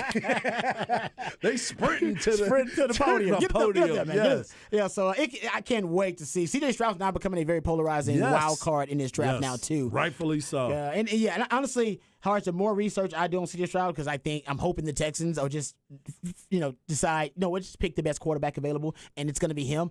I like him more and more the more research I do. Hey, and the more research I do, the more I like him. For the record, he still could go number 1 overall. And he still could go number 1 overall. Could still go number 1. That's a great point. Yeah. Because we haven't heard Bryce Young's number 1. We keep hearing the rumor that he is, but that is not. We have not been told that yet. That is fair. That's a good point. Because the height thing, because of Frank Reich, he doesn't like short quarterbacks. Panthers could be trying to smokescreen everybody to say they're going to take Bryce, so someone trades up to the number 1 pick, but they like C.J. Stroud, and they're willing to take him at 2, and they're trying to screw the Texans into trading up because they know the Texans want Bryce Young. That could be a thing too. Oh yes, it could be. Yep. Yeah, it is. It's all a game. What'd you say? It's silly season. This is silly season. All right, what you got coming up in Hard Knock Life? I got my man Fernando Tatis Jr. is back with the Padres today, and I wanted to talk a little bit about that. But most importantly, remember yesterday I was talking about the rodents in Oakland Alameda. The possum? The possum that's there. I want you to hear the audio of them breaking it down, and it is very, very funny. Oh, that's great. All right, we got some hardball coming up with my man Hardball and Hard Knock Live right here on Ball Don't Lie, 104.9 The Horn.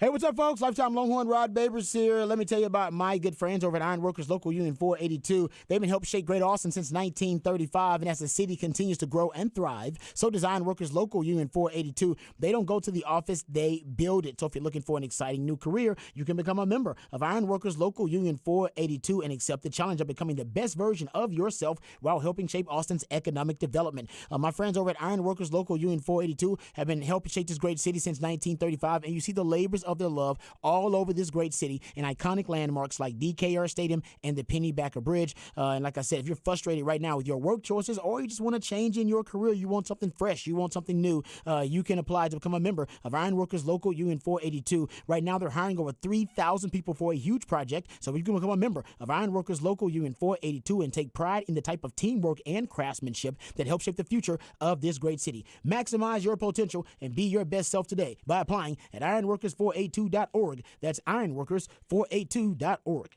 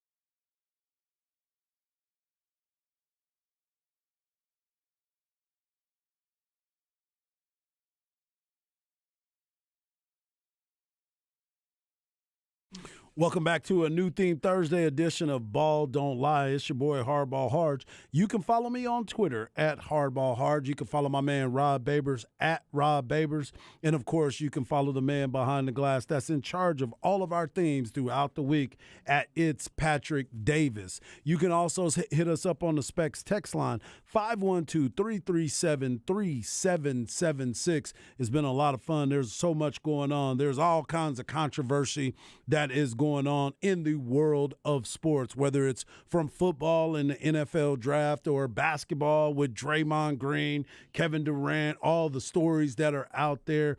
What's next? Injuries. There's so many things that we can try to break down.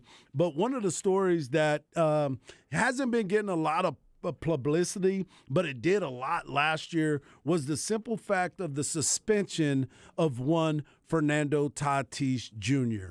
When a couple years ago, when he was the hottest name in sports, it was probably 2 years ago, when he was the one that everybody kept talking about, everybody wanted to see. My son is not a huge baseball fan, except for his father, of course, but he's not a huge baseball fan, but he did know who Fernando Tatis Jr. was. We got a chance to go out to San Diego a couple years ago when he was really making a huge name for himself in the major league. Matter of fact, everybody was talking about him. He got a huge contract. Everybody was excited for him. And then all of a sudden he had the suspension, the 18-month suspension that was sent down on him because of some things that he was doing with possible PED. Well, not even possible, because he got busted. He got a positive test for PEDs that cost him the entire 2022 season. He appeared in 20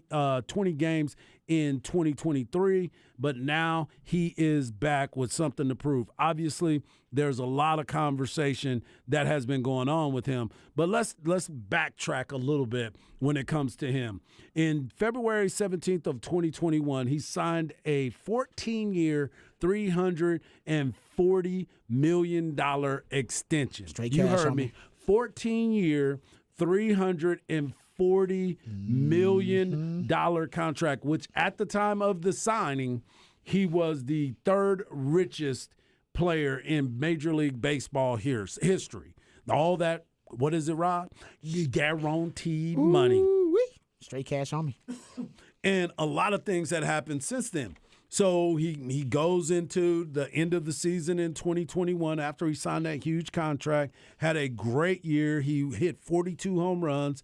He was the Silver Slugger Award winner. He finished third in the MVP voting, and then he went home to play winter ball. So that season, he hit 282, 42 home runs, 25 stolen bases, which was electrifying at that time. One of the things that I always talk to you about, one of the lost arts. That's why people found him so exciting. He was that type of player.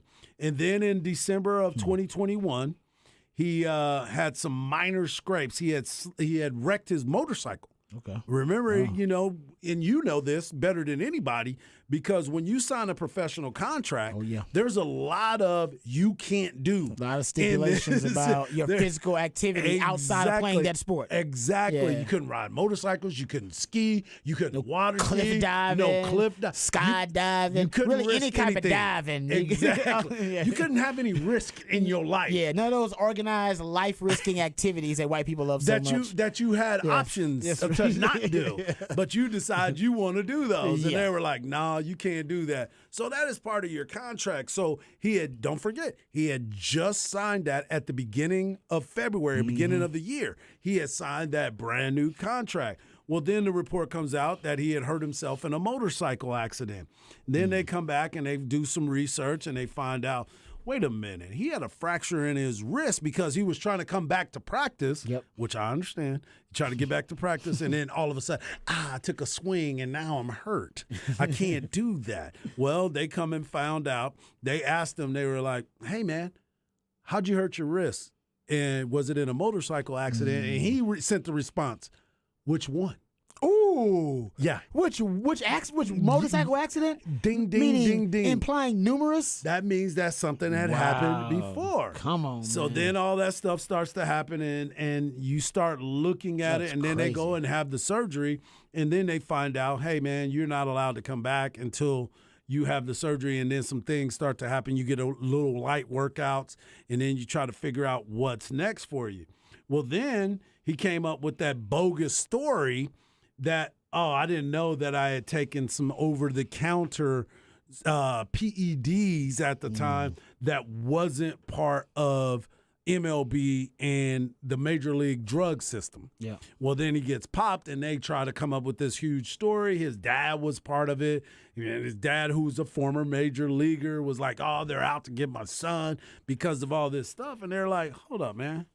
What you talking about? What you talking about? Is it when he was in church and everything? Oh, man, he Remember was the doing dad was too like, much. He was like in yeah. a church at one time. Trying to figure it all I out. remember that. It was the hair product. It was cholesterol or whatever. Oh, yeah, he I was remember trying that. to say, nah, man, that was stuff that I was trying to make my hair grow. And it was like, what are you talking about, man?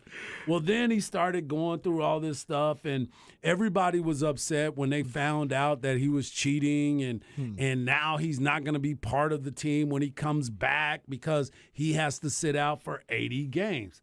Well, that 80 games is over. That 80 games is over. He's been in the minor leagues. He's done a lot of great stuff. He's put up some big numbers, did really, really well. As a matter of fact, on April 5th, he hit his first home run off of a pitcher named Cade McClure, and the pitcher wasn't happy about it because everybody was talking about the video and how he was big leaguing them, and he was doing his home run trot and everything was happening. And McClure goes flat out. He goes, cheaters hit home runs on a rehab assignment because of steroid suspension. Cool. Wow. Real cool. Man. And so he went down Petty. there and he lit it up. He hit 515 his time in in AAA. He hit 7 home runs. And now he's making his resume back to the big leagues. And how ironic is it that his first game in the big leagues will be tonight after a drug suspension on 420. Oh, I love it. So this Beautiful. is all worked out. He's had his Beautiful. 80-game suspension. But here's the other part of it. While he was going through his suspension, don't forget when he signed the contract, he was going to be the highest paid shortstop in the major leagues. Well, now he's not even playing shortstop anymore because they signed Xander Bogaerts from the Boston Red Sox. They have Manny Machado, who they have just signed to that big deal at third base. Yeah. They brought in Juan Soto, who is a big-time player that came in that's about to get paid a lot of money that they traded for from the Washington Nationals. And now Fernando Tatis Jr. has moved to right field. So he's a outfielder now because he's no longer going to be the most electrifying player at shortstop. Now he's going to get his opportunity to play right field. And remember, when all that trade happened last year with Soto, we kept talking, this is going to be a dangerous baseball team. They're struggling a little bit, but him coming back with his electrifying, magnificent mindset has now changed the game. So I'm going to be interested in this. I know a lot of baseball fans are involved in this. They're really excited about it, and Major League Baseball is going to be paying a lot of attention to it. So make sure you check that out, whether you like Fernando Tatis or you think he's a cheater, whatever's going on, make sure you watch that because the Padres are going to be a team to be reckoned with when you put all those all-stars together, and now he's coming back, and he may be the brightest star on that team. Now, here's something else that's going on right now. Major League Baseball and the Oakland A's are looking to move out of Anaheim. Yeah, saw this story. We've been talking about this for a long time. A couple years ago when I was in Las Vegas, my wife's cousin lives there, and he's an electrician. So he's been around this story for a very long time. Got family in Vegas? Yes, Oh, and that's he's awesome. been talking about this for quite some time. He said, rumor has it, because he called me, hey, hardball. Harbaugh, I need to talk to you about what's going on out here in Vegas. And I'm like, okay, what's going on? I said, are you talking about the Oakland A's? He was like, yeah, how'd you know? I was like, man, we've been talking about this for years. We've been talking about them moving out of that area for quite some time. And I wanted to bring this up because before I get to this story about what's going on at Oakland Alameda Stadium, I wanted to bring up this little bit of information about all of the games in Oakland. Okay. So we've talked about appearances. We've talked about how many people are coming to games, and Oakland is actually doing a reversed sit-in. So basically a reverse lockout, basically. So instead of you not going to the games, they want you to show up to the games to show your support for the team. Instead of everybody boycotting games, now they're trying to bring people into the game. So you are boycotting the management part of it because they've done so bad that they are saying, no, let's go to the games. So let me just give you what the worst games that people have shown up for, the attendance-wise. The lowest major league game attendance-wise so far in 2023. Cleveland versus Oakland, 3,035. Cleveland versus Oakland, 3,400 people. Chicago Cubs versus Oakland, 4,714. Okay. Also, Cleveland versus Oakland, 4,930. Those are the lowest attended games. You know what other game is? Oakland at Baltimore, 9,000 people. So think about that separation in how this has happened.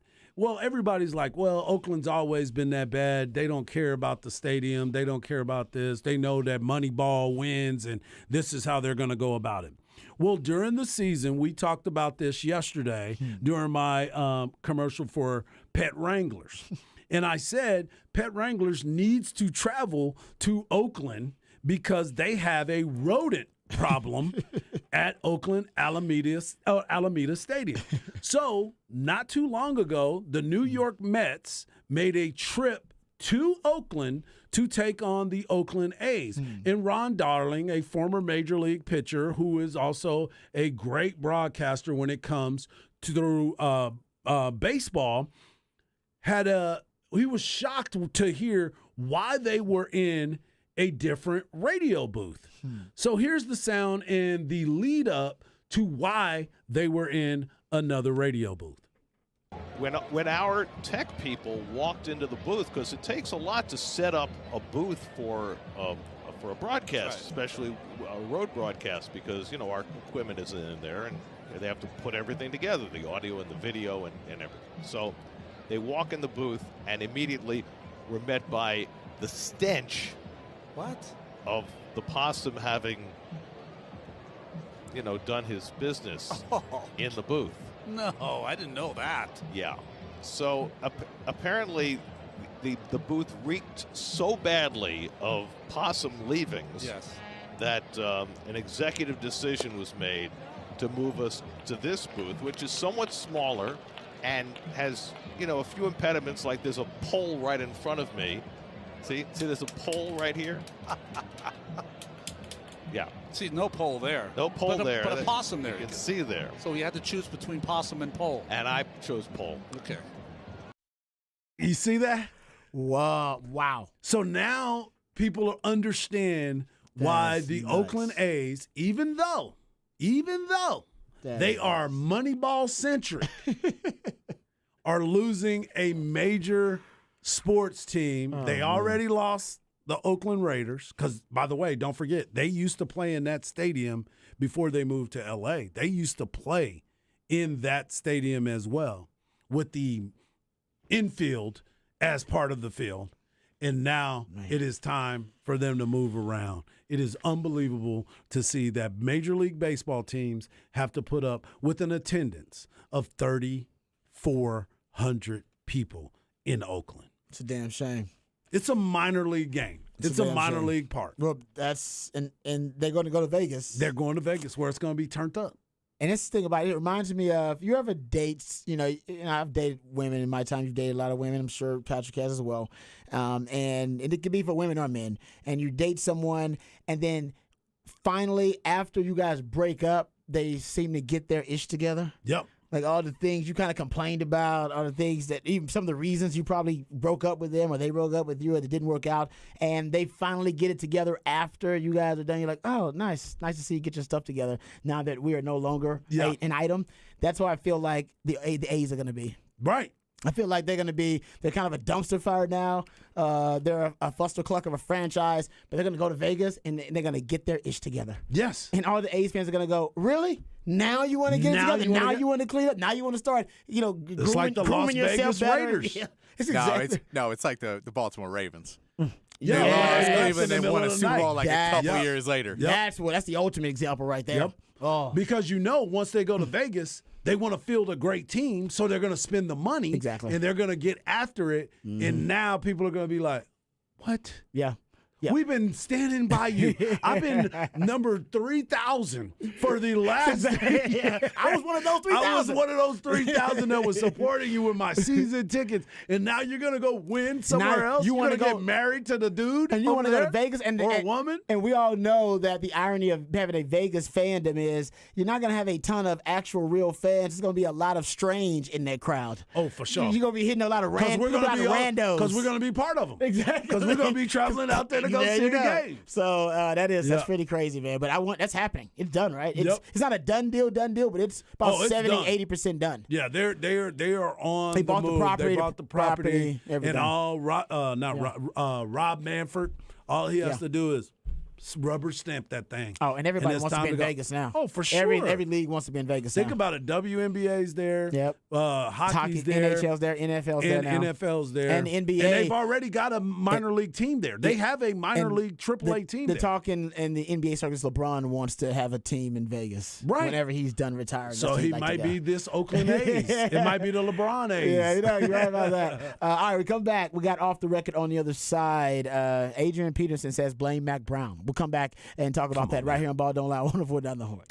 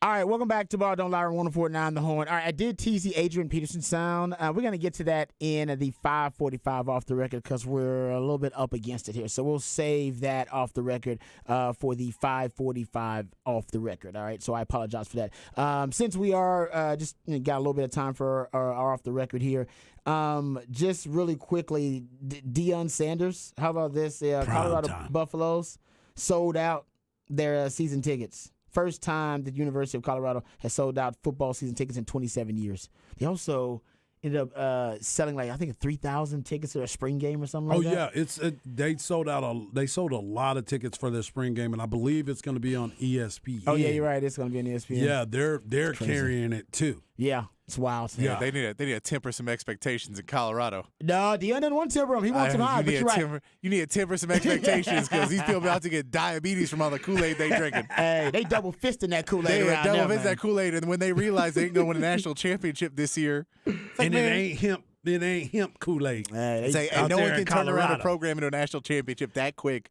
Calm down. It's going to take them a couple of years. Yeah, they stick with them. They're deliriously drunk on it. They are. I mean, everybody's in. They got the NIL. They got 2 of the top 5 NIL earners in college football too. Yep. I mean, they are really doing it big. Okay, really quickly, you guys love McDonald's fries?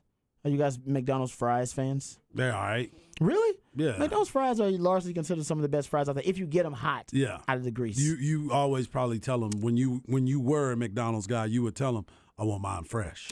I was told the secret is you have to order them without salt, and then they'll cook them fresh for you. Interesting. And then Makes sense. And then you ask for salt, and then you can add them yourself. Then they gotcha. Yeah, because Anyway, that's what I was told. Anyway, but apparently a TikTok content creator used to be an employee of McDonald's. He says the secret to their fries is, he said, quote, I know why McDonald's fries taste different from everybody else's fries. I'm going to tell you guys today. He said it's because McDonald's cooks their fries with beef flavoring mixed within their vegetable oil. So that's why the fries taste so damn good. Well, I used to But work also at so Wendy's. different from everybody else's. I used to work Did at you Wendy's, really? and it was a 4-corner press that I was used to with the. The burger, the square. The square. You got to make sure you hit the 4 corners before you flip it, and then you hit it again. And also the chili meat.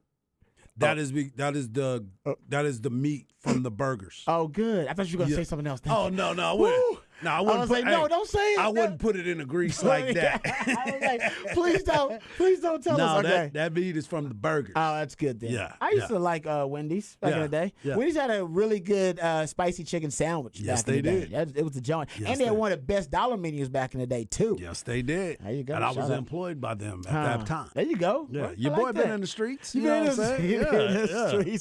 in the streets of Wendy's. Yeah. We'll come back. Helped you through the drive-through. We got NBA preview and review on the other side, right here on Ball Don't Lie. Wonderful down the horn.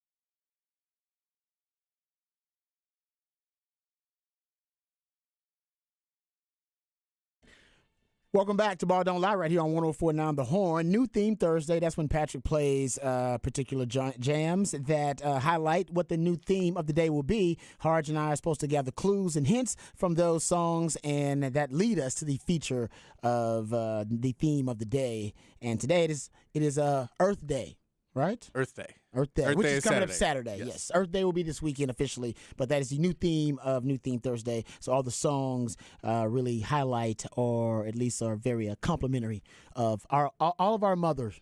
All of our mother. She's all of our mother. All right? Yes, sir. Our mother. Mother Earth. Mother So Earth. if somebody comes up to you on Saturday and it's like, hey, man, how's your mother doing? Then I'll be ready. Don't fight them right away. Don't fight them. Be like, why come you here? How you know ask me about my mom? Somebody's like, why are you trashing your mama? Yeah. Or your mother? Yeah, there you go. Mother Earth may be the mother they're referring to. So, yeah, happy Earth Day coming up this weekend. That's what the new theme of the day is. Yes, and happy 420. We know today is 420. But 420 comes from the earth. All natural. It's a beautiful thing. It's from the earth, man. It's from the earth, so all natural, so it comes full circle. You can always be a part of the show. Spec Text Line's the best way to do it, 512-337-3776. You also can hit us up via Twitter. Harge is at Hardball Harge in the Twitterverse. Patrick Davis at It's Patrick Davis. And I'm at Rod Davis in the Twitterverse. We will discuss and review the NBA playoffs in this segment. Next segment, Raj, around the day, we'll go behind the burnt orange curtain. I continue to look at the Texas football team, specifically the offense and what the offensive identity may be for Texas, and I have a suggestion in Raj around the day, and we'll get to that coming up a little bit later on. Also, just a quick reminder, a couple of things that we can tease for the folks out there. Coming up, since we're a week away from the NFL draft officially, we're going to be out and about amongst the people. We're going to be splitting up all the crews. Now, we're going to start our draft day coverage on Thursday from the Pluckers Link location. Yep. And after that, we're going to split up, and all of the different Horn on-air personalities will be at different Pluckers around the city. I will be at the South Lamar Pluckers. Harge, you're going to be I'm going to stay at the link. You're going to stay at the I'm link? going to stay at the link, hanging out. Patrick, where you going? I believe I will be on Rio Grande down the campus. Boom. There you go. All right, so that's where Ball Don't Lie is going to be. But everybody, be actually not Bucky. Aaron will be out. Aaron will be out there. Chad will be out there. Zay will be out there. Yeah. So we'll give you some more details about that as we get closer to draft day. But we're starting out at the Link location for that Pluckers, and then we're going to spread out to. I'm going to be at South Lamar. My man Hart's going to stay at the Link location, and Patrick will be at the campus location for the Pluckers. All right. Also, another tease tomorrow. Harge, you got a very special guest joining us tomorrow. That's right. We're gonna have Roschon Johnson, the former quarterback turned running back, and now NFL hopeful, will be joining us at 4:30. He's going to talk about his time on the 40 acres, what his expectation is for the draft, but of course, he's going to be promoting a camp that he and Fozzie Whitaker will be doing this weekend. Beautiful thing. This weekend, yeah. It's going to be on Earth Day, I think. That's right. It's going to be on Earth Day. And imagine Fozzie and Roschon on Earth Day. I was saying, maybe they'll teach a lesson to the young kids about Earth Day. That's a beautiful thing. So, yeah, we know that everybody out there is celebrating 420, so happy 420 to those out there who are celebrating the unofficial holiday. But also, we're celebrating Earth Day in our new theme of the day. All right, let's talk NBA playoffs, gentlemen, because it's the gift that just keeps on giving. Because every round of games, it seems like we have a random, salacious, TMZ-worthy story to go along with it. And the NBA, like I said, it really doesn't disappoint when it comes to these salacious headlines. We remember the DeMar DeRozan's daughter. That became a headline for a while. The Rudy Gobert punch to his own teammates. E40 getting kicked out of the game. Russell Westbrook arguing with fans. Draymond Green going full-on Draymond and getting ejected from the game, but also now getting suspended from the game tonight between the Suns and the Clippers, and we'll talk about that. Also, other big news in that game, Kawhi Leonard. He's also going to be out. He's going to be out. So that's huge. So we'll get into that game tonight with the Suns and the Clippers. But Draymond Green, he's suspended for their game tonight. We'll get into previewing a lot of those matchups. But anyway, getting back to the Lakers' loss last night, 103-93 in Memphis. That wasn't the end of the drama. Even though the Lakers, disappointing loss for them because no Brandon Clark, no Steven Adams, no Ja Morant for the Memphis Grizzlies. So they were severely undermanned, but they came out with a lot of intensity and found a way to get the win. And after the game, Dillon Brooks, who, by the way, has been talking trash really all season long. He's been talking trash most of his career. That is who he is. But he's been talking trash to LeBron since before the series even started.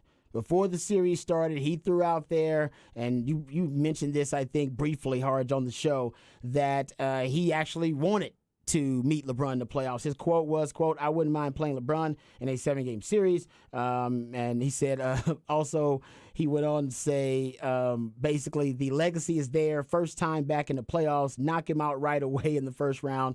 It'll test us good. They got good pieces, good players, and it'll be a good first-round matchup for us. Mm-hmm. That was before the series started. All right, that's before the series started. Now we're 2 games in. After game 2, after Dillon Brooks and the Memphis Grizzlies found a way to get the win, here is what Dillon Brooks had to say after the game when he was asked about a little trash talk that took place in the game between he and LeBron.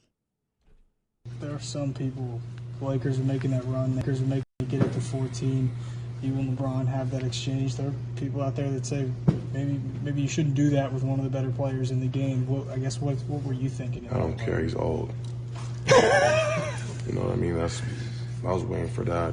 I was expecting him to do that game 4, game 5. He wanted to say something when I got my 4th foul.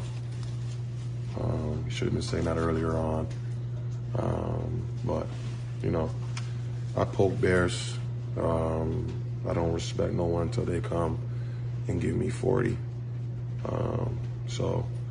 I pride myself on, what I do is defense and taking on any challenge that's on the board.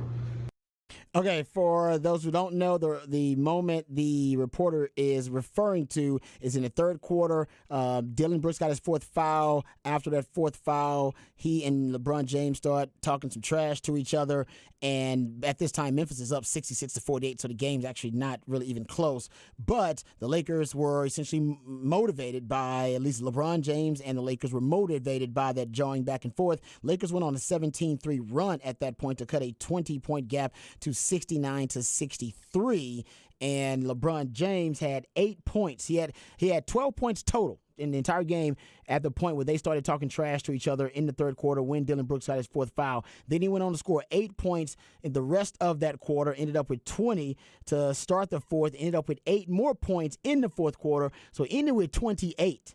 And, of course, most of those ended up coming after he and Dillon Brooks ended up getting into it. So we assumed LeBron James had a little extra motivation, even though the game seemed to be out of hand for most of the game because the Lakers simply just got outplayed, period. And Dillon Brooks was just part of that. He was not the biggest factor in them outplaying the Lakers, but he was part of it. It was a team effort by them. And, Dillon Brooks is basically daring hard. He's daring LeBron James to score 40 on the next game. Yeah. He's daring to put up 40. And like I was saying earlier today, I sit here and I look at this type of nonsense by Dillon Brooks talking about he's old. I mean, we all know he's old, but he is one of the highest scoring old people in the league. He has just become the all-time leader in points scored in the NBA, but he's also one of those guys that he don't talk a lot of trash. LeBron doesn't. He does not. He just goes out there and plays. But this was the separator for me. I want to see what he does the very next game because Michael Jordan, and everybody wants to have this debate on who's the greatest and who's, where does he rank and how they match up and what if they'd have played against each other, that whole thing. But as I sit here and I look at this today, you would not say that to MJ. You wouldn't even try to poke that. Yeah, I poke bears. I poke bears. You don't want to poke that MJ, one. you end up like Leonardo DiCaprio. End up like Leonardo DiCaprio in The Revenant. Exactly. End up getting mashed That's on. why I'm sitting here and I'm waiting to see what LeBron does in the game. Even though he's not a trash talker and that's not who he is, people are already, it's LeBron. He's not going to do anything. He's going to put up his points, but he's not that guy. I want him to be that guy. This is your opportunity to be that guy, to put yourself in a whole different category. Not only do you have a chance to do that, you get a chance to do it at home. You get to do it in front of your home crowd. And if anybody's going to have your back, this is the time for you to have your back. So I'm interested in that strictly because you want to see the response. I definitely want to see the response. And you don't want it to be a meek one. I do not. You don't want him to get a triple-double. Like, no. He wanted you to, he basically challenged you to score 40. Yeah, and not only does he did that, but he's also basically calling you just another guy. He's calling you a jag. Yeah, and we all know LeBron can score 40 whenever he wants to. But can you get the win and score 40? Ooh, that's the thing. I want the dub and the 40. I don't care about the 40. Just knock him out of the playoffs. I want both. I want Harge. I want both, though. I want to be petty right now. I don't want Dylan Brooks to be ignored. No. Because you can't be a scrub and be on TV. You know why no one said this to Michael Jordan? Because they wouldn't have put him on TV in the 90s. In the 90s, they would have been like, why are we in your locker room? Right. Y'all ain't Very real. Y'all ain't competitors. But we're in the Kardashian era. Where I get that, but that's what I'm saying. So I'm falling into the trap. They got me in the trap. Yeah, I don't care if he scores 40. I just want him to win the series. And look, I don't want to root for the Lakers. I don't like the Lakers, but that's how unlikable Memphis is. They are villains. They're not even villains because they're like the first villain in the movie, the one who dies 10 minutes in. the one that works for the real villains? Yeah, because they're the first round villains. I like How that. many conference champions have they played for? 0. They've never been there. They won one playoff series, and they talk like this. I ain't worried about no one in the West. Really? So because you should be. Maybe you'd be better if you did. So if you're comparing the Memphis Grizzlies to all the greatest Batman villains, you're saying they'd be like way down the totem pole with like Poison Ivy and like Mr. No, Freeze. They're Bane from the one with Poison Ivy. No, that was come on. They got come on, give more Wait a respect minute, to that. wasn't Mr. Freeze Jamie Foxx? Or no, that was Arnold Schwarzenegger. That was Arnold Schwarzenegger, Yeah. Mr. Freeze. That was in the the Val Kilmer Batman one. Is that George Clooney one? That was George Clooney one. Oh yeah. That's a great point though about they probably don't deserve to be villains yet.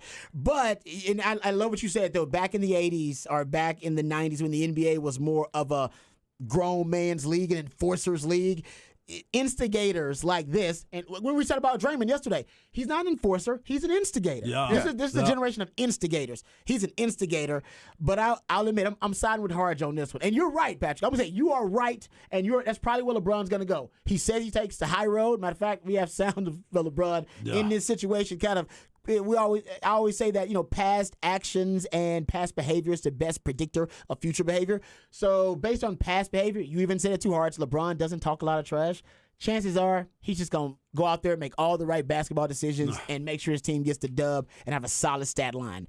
I'm petty. I'm getting like Zay on this one. I'm getting petty watching all these NBA stories. We watched CP3 and the Suns win a game in CP3. Did he give a shoulder bump to Kawhi Leonard in the handshake he's out with the knee. He's out with the knee injury. I think the NBA. I think Adam Silver was watching that women's national title game and thought the same thing I thought between Iowa and LSU. He was like, "This is not even a good game." Yet the nation is captivated by these ladies because of how petty it has gotten. And now the trash talk. He's like, "Guys, I need it every damn round. Every round of games, I need trash talk. I need you guys to get a little bit petty." Isn't it especially petty this year? It is. A lot of trash, a lot of petty going on this year. I think there's always been petty. I think the problem is more and more people are brazen to not be winners and be petty. Like it used to be, you had to earn the right to trash talk. Because if you did it otherwise, your coach would bench you. Your coach would be like, no, you're not putting locker room material for the – like, if a coach did that, how quick would they be benched and be like, oh, he doesn't speak for the rest of us, Mr. MJ. Don't worry, Mr. Jordan. He doesn't speak for us. But they now you can't do that to players because then you're harsh, and it's like one of the reasons like DeJounte Murray didn't like Pop was because the reason Steven Jackson doesn't like Pop is because he's like, no man, he doesn't know how we play. And you're like, yeah, he wins championships though. Y'all aren't winning championships without a guy like this. Yeah. So when you let somebody run their mouth and get themselves and write checks that they can't cash, you don't win championships that way. And the reason that the Warriors win championships. It's because they have Steph Curry. And Klay Thompson. No. They have Steph Curry because Klay Thompson and Draymond Green talk a lot of trash. They do talk a lot of trash. And Steph Curry backs it up. He does. Because Steph Curry can put up 60 in any game he wants to. He can. And those other guys are really good. But if you don't have Steph Curry, you don't talk that. Both those guys are like Draymond Green's not in the league right now if he doesn't have Steph Curry. No, I agree with that. I'm just saying from an entertainment standpoint. All in. I agree with Harch. I want to be entertained. Like, this is about entertainment. Basketball is you're an entertainment product. And I think Adam Silver understands that. That's why you got all this pettiness. You're an entertainment product. And I agree with Harch in the aspect of, if you're LeBron James and the narrative about you is that basically you're soft, that you're softer than MJ. That's one of the knocks as to why you'll never catch MJ. Go out there and put this dude in his place. Exactly. And if I he agree is a with, scrub, yes. I agree with you about Patrick's right. Patrick is right. Yep. And matter of fact, we'll hear from LeBron James about trash talk here in a second. But this is about trying to surpass the GOAT, MJ. Yep. All right, in his legacy. And then we have discussion all the time. This is an Ouroboros. This is a snake eating its own tail. We always have discussion about LeBron James and MJ. It's probably the most highly debated sports topic in history of sports at this point. But I do think it would help his legacy if he goes out there, scores 40, and gets the dub. And he doesn't even have to talk trash. He can take the high road again. And everybody else will trash talk for him and go, see? Yes. That's what MJ would have done. Yeah. Oh, man. That's what MJ would have did. Dunked That's what MJ looked at him would in have the did. face and be like, oh, you wanted all this smoke, so I'm going to give it all to you. And my team is about to win, to Patrick's point, and we shut you down. Yeah. You got to get both, though, because Patrick's right. If he gets the 40 and not the dub, then it's a clown show. Yep. You know what I mean? Because now he's got under your skin. No, and then you're Russell Westbrook. Well, but then Dylan Brooks actually won because your 40 lost you the game. Yes. Because he's like, that's what I wanted. I wanted him to try to go score. I mean, it's all about. I got the win. Yeah, it's all about productivity and your now he's shooting over 60% against Dylan Brooks. So if he's shooting over 60% and puts up 40 or 50, then they're winning that game because you're shooting 60%, you win every game, right? You don't lose when you shoot that productive as a team, right? But I mean, I think in LA he easily could. I don't know if he does it, if he tries to do it in Game 3, because I think Game 3 you're really trying to get Anthony Davis back going again. Mm-hmm. I think you're trying to get D'Angelo Russell because again, for LeBron James, he doesn't care about this round. He's trying to win a championship. And champions they're like, we just got to win this first round. We got to get our guys going. We need to get a flow going. And the second round's going to be a little tougher, but we're worried about the last 2 rounds. So we're going to try and get to those last 2 rounds. And I get the fun of it. And if he puts up 50, because 40 again, that LeBron can put up 40. We saw the game where he set the all-time scoring record. And remember, if you watch that game, it was like he wasn't putting up the points, and you were kind of wondering about it. And Russell Westbrook tried to make the show about him, and he started shooting a lot. And then all of a sudden, LeBron was just like, I'm going to go hit it now. And all of a sudden, he just took the game over. Yep. I think we could see that if they win Game 3 and it goes to Game 4, and especially if the Lakers are just outplaying them, we still don't have a Ja Morant, and they're going. I think we could see LeBron at the end of that game just be like, all right, let's go put on a show. But I think I think you have to be up for him to do it. I don't know if it's in a close game. He even registers, I'm going to go be the guy to win it. I think it's more of like, if we're up by 5 or 10, I'm going to go out there and I'm just going to score every possession. This is one of my favorites. A lion doesn't prove itself to be a threat. You already know that a lion is a threat, and that's LeBron. He calls himself the king, right? Everybody knows that he can go out there and destroy him. But to your point, Patrick, you're right. He needs to win, but I want all of it. I want all, like you said, I want all the petty. Yeah. I want him to score 40. I want him to dunk on old boy. I want him to stare him down. And then when he goes to the microphone and they say, it looked like Dylan Brooks had you motivated. And he goes, Dylan who? Yeah. That's what I want. No, and I'll tell you what a lion doesn't concern himself with the opinion of sheep. No, it's true. And I'll tell you what he'll say. He'll go, Dylan Brooks is a good young defender. You know, he plays a good game out there, and we just tried to go win our game and play our game. Yeah, that's what I can tell you what he's going to say because he knows how to do it. But I want that smirk, though. I want that smirk. As a matter of fact, when they were down 3-1 in the 2016 NBA Finals, I believe it was, right, going into that year, they were down 3-1. Klay Thompson famously, I believe, said something that he considered disrespectful, was talking trash. Patrick has the audio. Here's LeBron. I believe this cut kind of sums up what LeBron's take is going to be about Dylan Brooks' trash talk. Over on the left side, Bill Livingston, plain dealer. LeBron, when the Warriors were up here, there was some talk about what trash talk, about what crosses the line and what doesn't. Klay Thompson said, I guess he just got his feelings hurt. You talked about being a prideful guy and that some comments Draymond made. Would you discuss that whole issue of what's fair and not fair on the court? What happened? What Klay said? Yeah, and what crosses the line? No, I'm not. What did you say? Clay said? Clay said, I guess he just got his feelings hurt. Oh, my goodness. I believe the transcript will support that. I'm not going to comment on what Clay said because I know where it can go from this sit-in.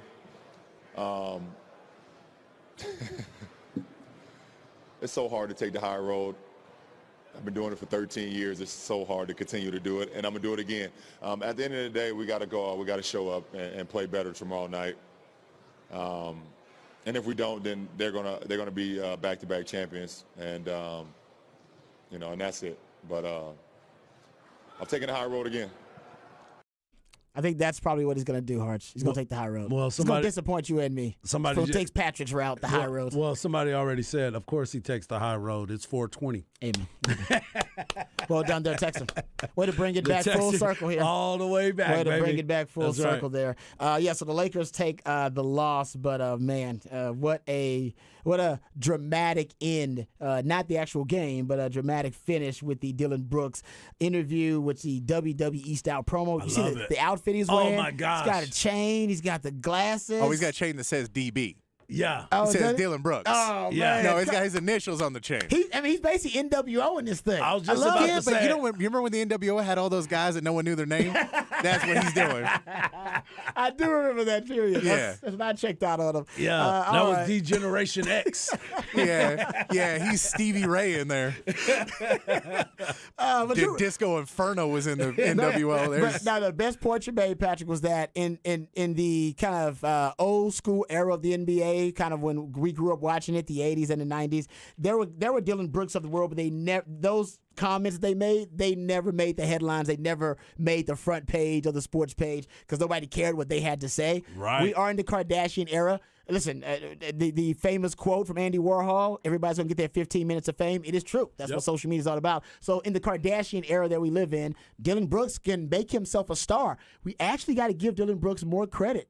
Because would Dylan Brooks even be discussed if Dylan Brooks didn't discuss Dylan Brooks so much? Oh, my goodness. Dylan Brooks has made Dylan Brooks more valuable than anybody ever thought Dylan Brooks would be. Man, I love the fact that he's talking. He's Kardashian this thing. This was Kardashians. They talked about themselves so much. They made themselves celebrities. He walked in with Except no without the sex shirt tape. on. No sex tape. He walked in. He might have one. Dylan Brooks looked like he might have made a couple of them. Dylan Brooks looks like Dylan Brooks likes Dylan Brooks, like you said. He likes Dylan Brooks. He does. He walks in, no shirt on. All he's got on is a chain. He might go out there and cut an album right after the game. He needs to be on Draymond's podcast. Yeah. They need to be on together. Yeah, can we have a podcast with him and Draymond and Pat Beverly and lock him in a room and I don't ever have to listen to either of them again? Exactly. Yeah, that's right now. I think he wants to be the top trash talker in the league, and whether you know what he should want to do. Win basketball games. They won last night. Yep. They won. They split at home, and he's talking trash. They split at home. They split at home. Against a team that was not supposed to be in the playoffs. I know. But we all admit that was a hell of a win with being without three of your top guys. It was no because John Morant, no of Steven Xavier Adams. Tillman and Jaren Jackson Jr. Because of those two men, because the rest of the team, and Dylan Brooks hit some good shots. That's it. He's the 7th or 8th most valuable player on that team that night, and he walked in the locker room like he's the king. Hey, villains. He's a villain. Hey, that's all you got to do. Villains play your role. Villains create conflict. Conflict creates storylines. Storylines and like a transcend the James front Bond page of villain. footage. Like a James Bond villain that gets killed before the opening credits. If LeBron James and the LA Lakers can beat him. If they don't, how about this? This will severely hurt LeBron James' legacy. It will. If they don't win this series now, especially with no John Morant there. Yeah. His legacy takes a huge hit. Yep. So there it is, LeBron. If you want motivation, this is legacy stuff. It is. Because you lose this damn series, people start looking at you sideways and going, all right, you know what? Why are we having the MJ LeBron debate? Are we even wasting more our time? so. Yeah. It's a waste of time. Let's stop having the debate. It's dead. It's MJ's. I like it. So I think this is actually kind of an important series, especially first round exit. You can't lose in the first round because you're a championship, you're a championship or a bust point in your career. When you don't win the title, LeBron, I don't give a damn if you make it to the conference championship. Nobody cares about that anymore. Nope. Right? I agree. I agree with you 100% on that. All right. So we'll come back. We'll get into Raj round the day. We'll get into talking Texas football. We'll go behind the burnt orange curtain. I'll tell you why I think the Texas football team needs to pursue this ideology offensively at least a little bit, and I think it may help them out tremendously. We'll talk about that on the other side right here on Ball Don't Lie. 104.9 The Horn.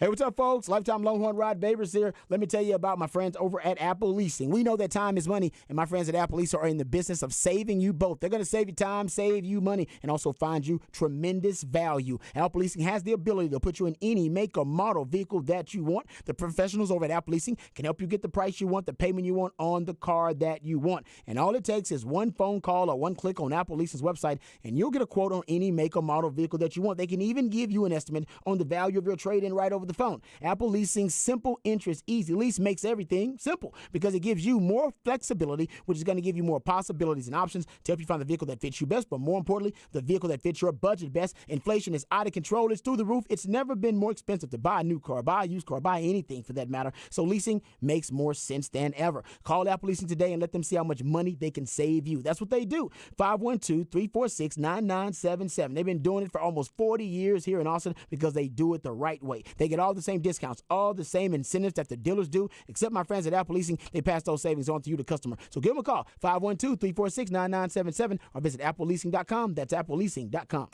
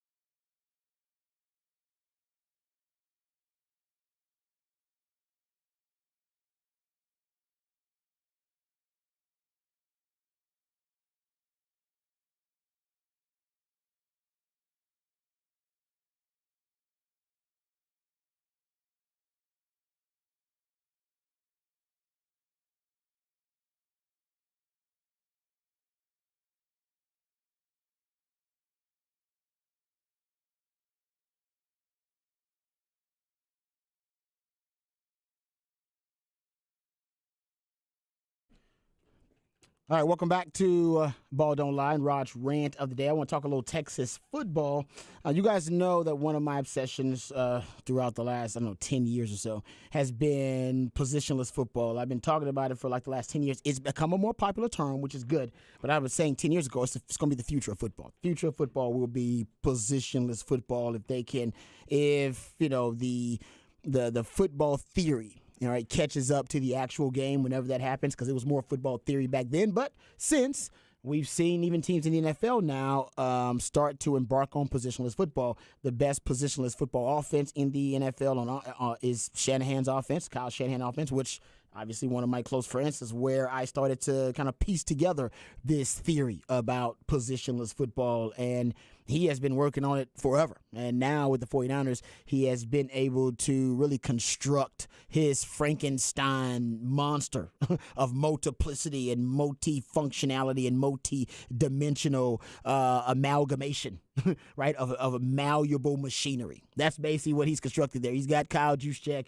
which is not even a real fullback. He's more of a fullback / tailback / tight end. He's got Kittle. Now he's got Christian McCaffrey, and he's got Deebo Samuel. He's got the most versatile offensive weaponry in all of the NFL. But it took him a while to hand pick all those pieces, and all of them are very unique. He has the most unique and multiple offense in the league, but it's taken him a while, taken him a few years to do it. And I've been telling you guys that Dan Quinn on the defensive side, he actually, and I don't know if him and Shano were working on this when they were together in Atlanta, but he first started experimenting with positionless football on defense with guys like Devondre Campbell's now with the Packers. He started doing that back in 2016. He started experimenting with positionless football on defense. And I don't think it's a coincidence. Now with the Cowboys, he has the most versatile defense and most positionless football defense with a Micah Parsons, but also plays more 3 safety personnel packages on defense and sub packages than any other defense in the NFL with that 3-headed monster at safety. And he has guys like, Keanu Neal he's had on that defense who are hybrid players. Drafted guys like Sam Williams, who's kind of a hybrid player. So he likes that versatility as well on the defensive side of the ball. And we'll see if even the draft, he pursues that even more. My theory is that he will. And I don't think it's a coincidence that both of those guys, Dan Quinn and Kyle Shanahan, were in Atlanta. And then right after Shanahan leaves, I don't think it's a coincidence that Sark was there.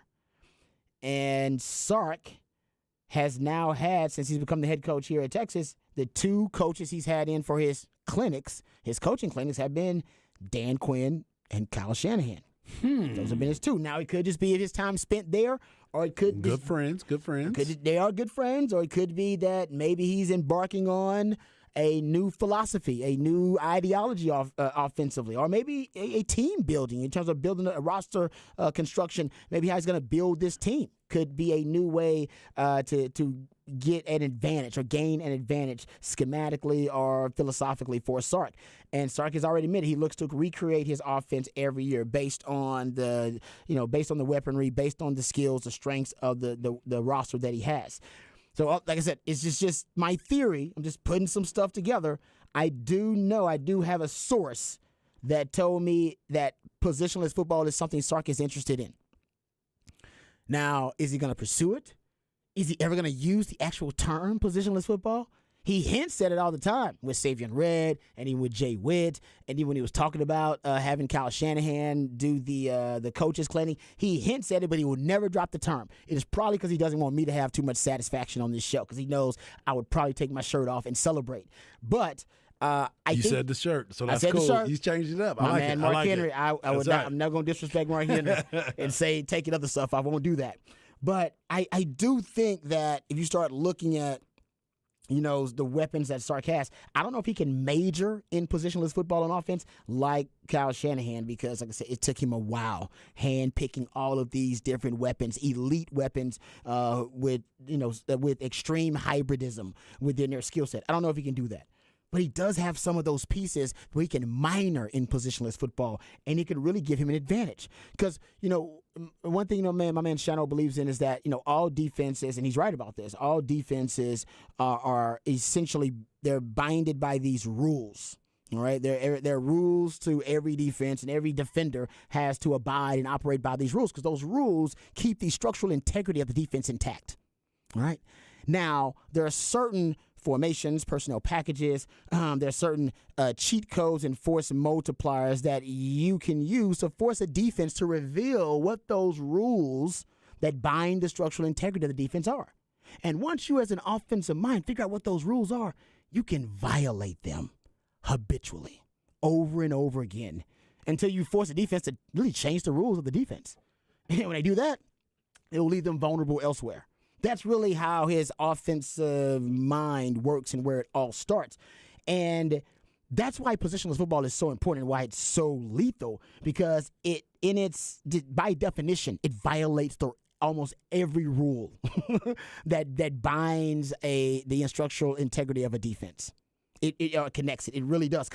And this is how Texas can just minor in it. Not major in it, just minor in it. Because you're talking about, you want flexibility, position fluidity. And just take a guy like Jay Witt. I was actually watching The Matrix the other day. Got really deep into it. And I know a lot of you out there don't care about The Matrix. There's this character in The Matrix. He's called the Keymaker. I won't spoil it for you. Spoiler alert. The Keymaker is a computer program that basically can create shortcut commands that give you, they're cheat codes that are represented by keys that basically give you access to every level of the matrix. So I won't get too nerdy there for you. But Jay Witt, to me, kind of represents the key maker for the Longhorn offense, right? He can give you access to multiple personnel packages and formations just by his presence alone, essentially making your offense a Rubik's Cube. Right, with 43 quintillion different combinations and numerations that the defense will have to figure out down to down. Take a package like, let's go with a Savion Red at running back package, JT Sanders at tight end, right? That's 11 personnel basically. Jay Witt, X-Man, A.D. Mitchell at your 3 wide receivers. You can go from 11 personnel to 21 personnel with one shift. Just taking Jay Witt and shift him into the backfield, and you already went from 11 personnel to 21 personnel. All the rules of the defense have changed. Everything changes. The strength, the weakness of the defense changes. Who's got coverage responsibility? All that changes instantly with one shift. And the panic. The panic sets in. Because I got to do it in like 3 or 4 seconds before they snap the damn ball. Before they snap the ball. Or call a timeout. Like, coach, I don't know what the hell I'm doing. Right. Who do I got? Right? And you can go shift that and back and forth. Take another package. Say you got a Keelan Robinson, Savion Red in the backfield. That's 2 running backs and JT at tight end. You never take JT Sanders off the field. Even though we said, he's one of your best players, so every package will have a JT Sanders in there. So you're going to be always with that one tight end. But you can go 21, Keelan Robinson, Savion Red in the backfield at running back, JT at tight end, and Jay Witt and X-Man at wide receiver. That's 21 personnel. But you can go 21 to 11 seamlessly by just motioning Savion Red to the slot. And then, you had a linebacker on him because you thought he was in the backfield as running back? Yeah. Sorry. Split the scene. Yeah, now exactly. Yeah. Now that linebacker's got to match up with Savion Red. Split the good luck with that. Good luck with that. And by the way, if the linebacker does shift out, we can still hand it off because we might have the numbers advantage because you guys freaked out. All right? And you can go from 21 to 11 to 31 personnel. Put Jay Witt in the backfield too. Or put JT Sanders in the backfield.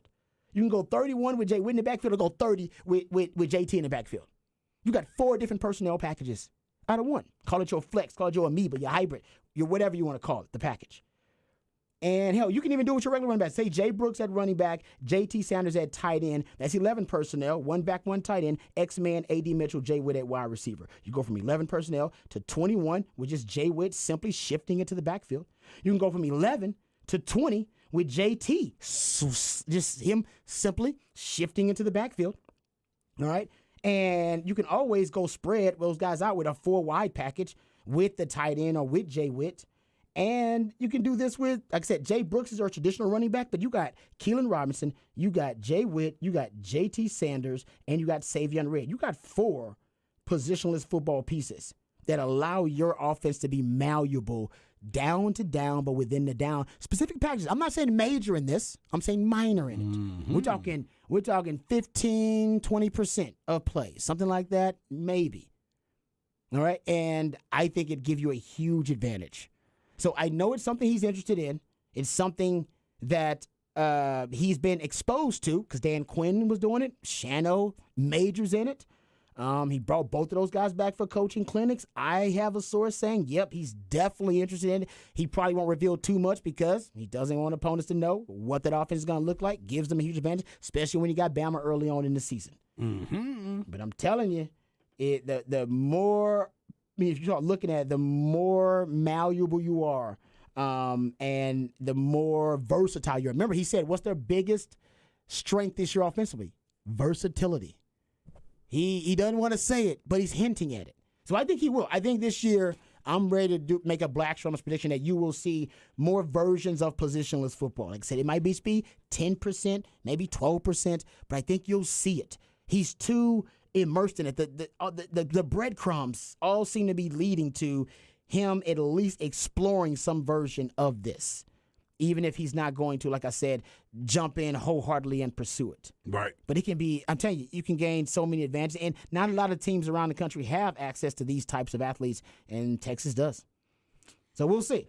Texas has access to a lot of great athletes. Yeah, and Jay Witt has hinted, and even in the post after the spring game, he hinted that he wants to be moved around and used and put in the backfield. Last year, I counted 1 snap with Jay Witt in the backfield. I counted like 2 snaps with X-Man. I think they lined him up in the backfield and ran a route. You know, that's like I said, that's not even minoring in positions football. That's just conceptually, like using some of the positionless football ideas. But like I said, I think he needs to dabble more in it, and I do think he's got the roster to do it. The Savion Red experiment was part of that. Right. And that is part that's been part of that thought process too. So hopefully that is the case. All right, we come back. We got off the record. This is what Adrian Peterson says really changed his mind about us attending the University of Texas. We'll play that audio when we come back right here on Ball Don't Lie. 104.9 Horn.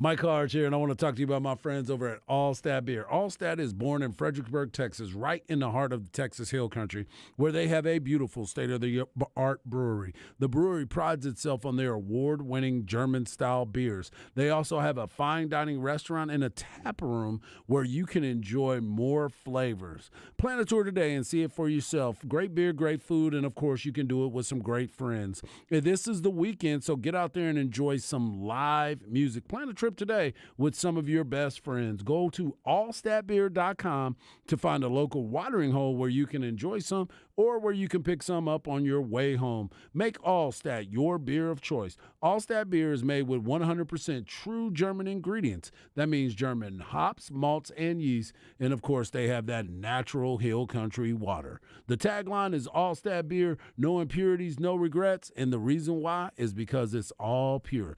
Allstat beer, no impurities, no regrets.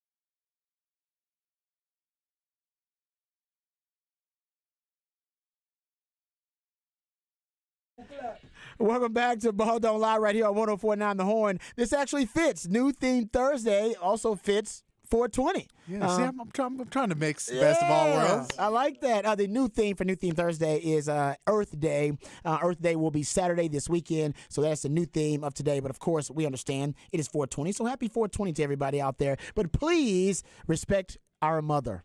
And by our mother, I mean Mother Earth. That's what Earth Day is all about, baby. So appreciate my man Patrick broadening our horizons a little bit. Also, this audio will broaden your horizons. So it's been thrown out there a lot among Longhorn fans throughout the years. The Adrian Peterson story as to why Adrian Peterson, who was he was a big Texas fan growing up, and why he decided to go to Texas' most hated rival, Oklahoma. My man CB sent us a couple of stories about this. But Adrian Peterson, he was being inducted into is he Texas College Football Hall of Fame? It was some Hall of Fame. The Texas Football Hall of Texas Fame. Football Hall of Fame, okay. Or Texas Sports Texas Sports Hall of Fame. Thank you very much, Patrick. Yes, he was being inducted into the Texas Sports Hall of Fame, and he decided to reveal to the audience the reason why he decided to go to Oklahoma and not to Texas. Here is Adrian Peterson. Coach Stoops, he called me yesterday. He called me, talked about 10 minutes, and he was telling me he wasn't going to be able to make it, but gave me the congratulations. Now, I know there's a lot of Longhorns and Aggies in here and Bears, and they the number one question I get is, why did you go to Oklahoma? Why you leave the state?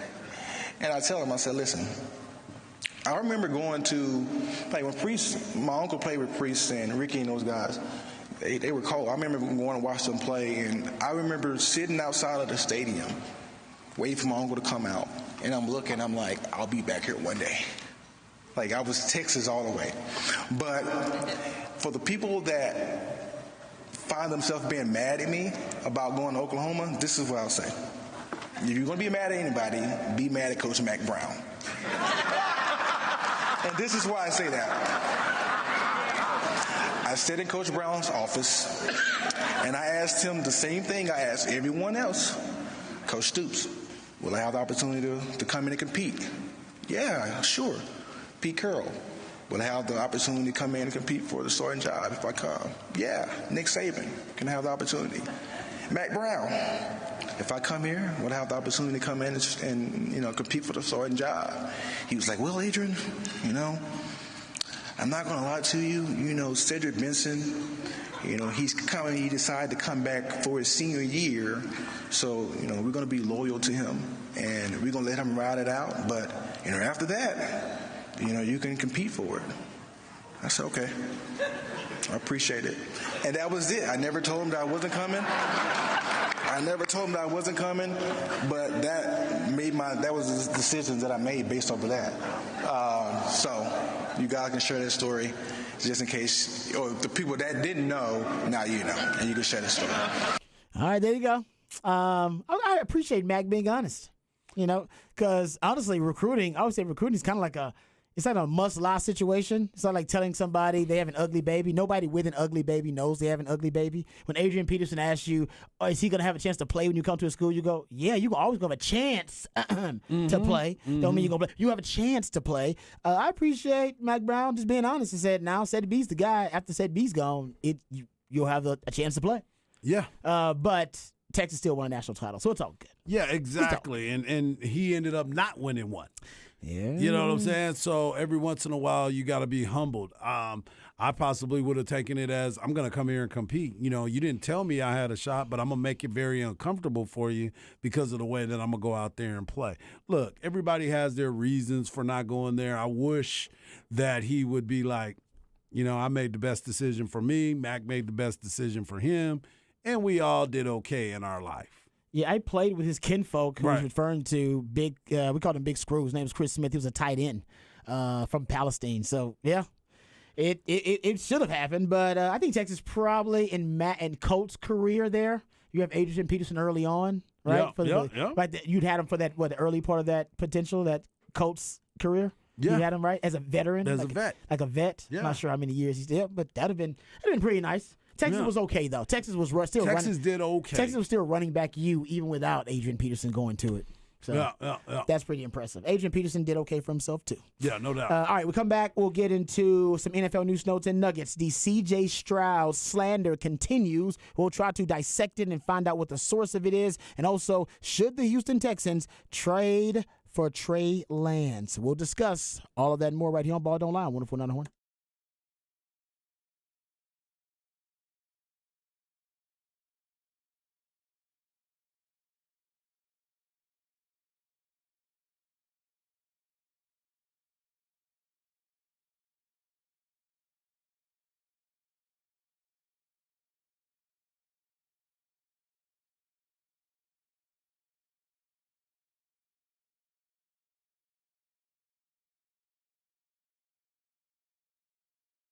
Hey, what's up, folks? Lifetime Longhorn Rod Babers here. Austin is a beautiful city, thanks in no small part to the skilled craftsmanship of ironworkers, local Union 482. They've been helping shape this great city since 1935, and as the city continues to grow and thrive, so does Ironworkers Local Union 482. You see the labors of their love all over this great city, and iconic landmarks like DKR Stadium and the Pennybacker Bridge. So right now, Ironworkers Local Union 482, they're hiring over 3,000 people right now, so you can become a member of this prestigious organization. Because the Ironworkers Local Union 482 don't just go to the office, they build it. So if you're looking for an exciting new career, or if you want a change in your career, you're frustrated with your work choices, and you just want a fresh new outlook, how about a change in career with Ironworkers Local Union 482? You can become a member of them right now. Just go to ironworkers482.org. That's ironworkers482.org. And that's where you can find out more information about becoming a member of Ironworkers Local Union 482, and you can help shape the future of this great city and maximize your potential today. They go to ironworkers482.org. That's ironworkers482.org.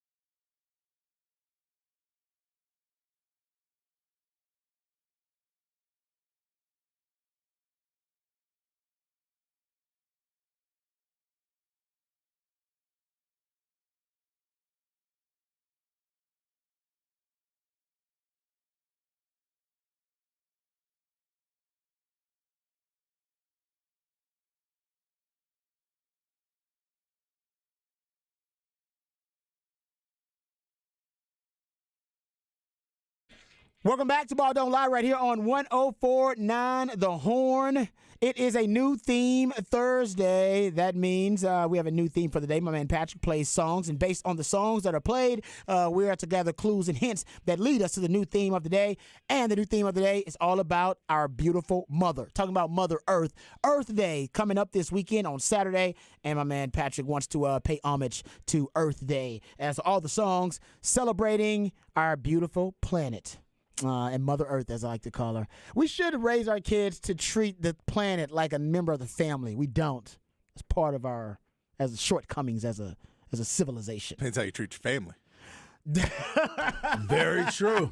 Very true. Well said, sir. Very true. Good point. That's a good point. You know what? Okay, just respect the earth. I should say that. Some people don't respect their damn family. Well said. Well said there.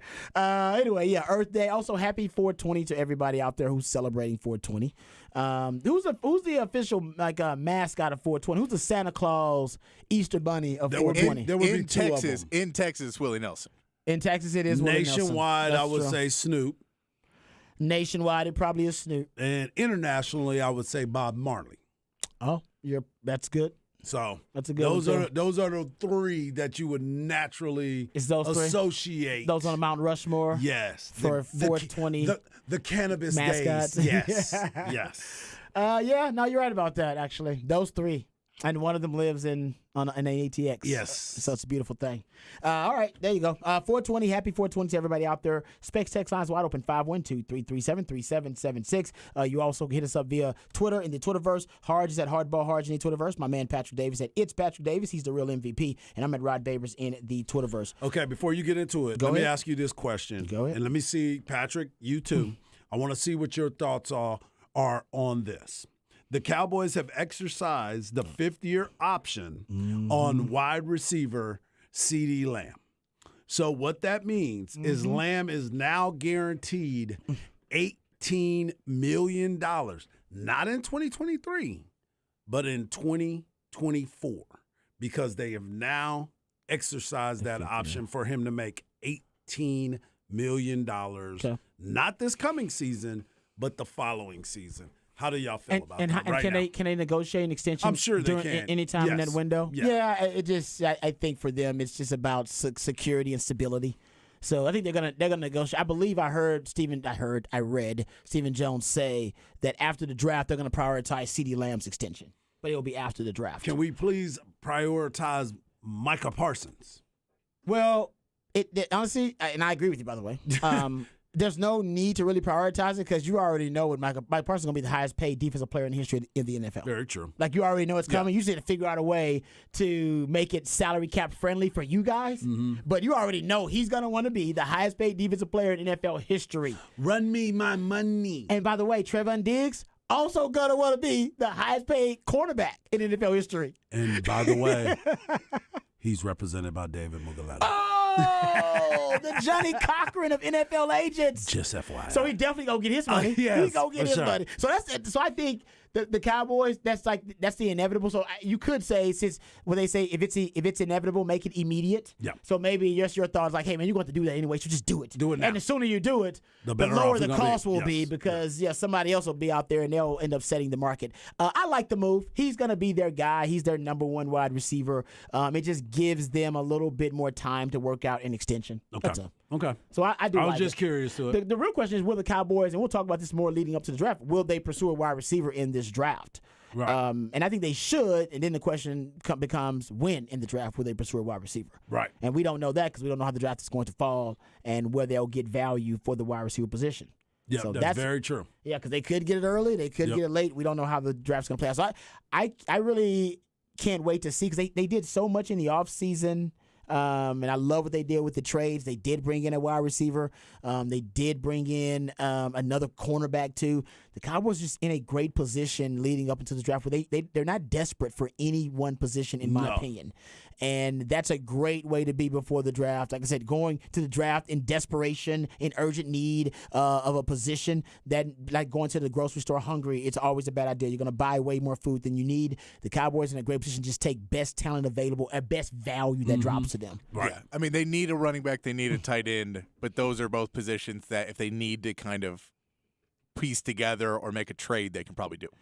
They could, yeah. I guess tight. And some people saying O-line, interior O-line may be thrown in that same conversation with the running backs and tight ends. So they may go interior O-line. I wouldn't doubt if they go interior O-line early. The Cowboys have done that a lot, actually. And it's been, honestly, I think it's been a wise decision for them most of the time when they've done it. Yeah, they've done very well. They've gotten their back-to-back centers. Going first round early or early? I think there was Travis Fredericks in the first round. Where was the current center drafted? It was the second round, wasn't it? Biotish? No, he was the first round. He was round first round too. Yeah. So it said back-to-back starting centers drafted in the first round, interior offensive linemen. They went there with Zach Martin, and that was a great pick for him too. Remember, early on, even with the pick they had last year, they ended up with Tyler Smith. I think he was a guard originally coming out.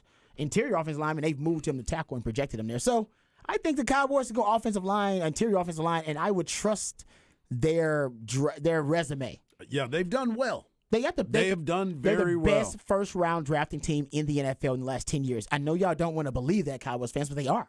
Well, yeah, because we are we've been abused in our life, and every time we look at it, and it's never been about the draft. It's the product after the draft. That's a good point. You know what I'm saying? The draft has always been, hey, there we go, and then you look at it and go, damn, here we go. Here we go. Somebody saying that Tyler Biotish was the 4th round pick. I thought he was the 1st round pick. Okay. Yeah, I thought he was a later round pick than the first round. But yes, thank you very much. Legalize it.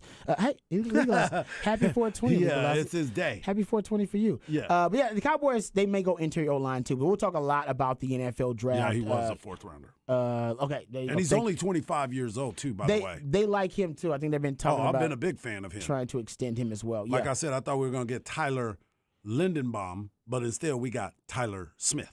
Our center, correct? Yeah, I was looking at him. No, he was a good player. I actually haven't heard much from him this year. I got to go look and see how his rookie year went. Anyway, I digress. Getting back to it, let's talk about the Texans really quick and this Trey Lance story. We talked about it yesterday briefly.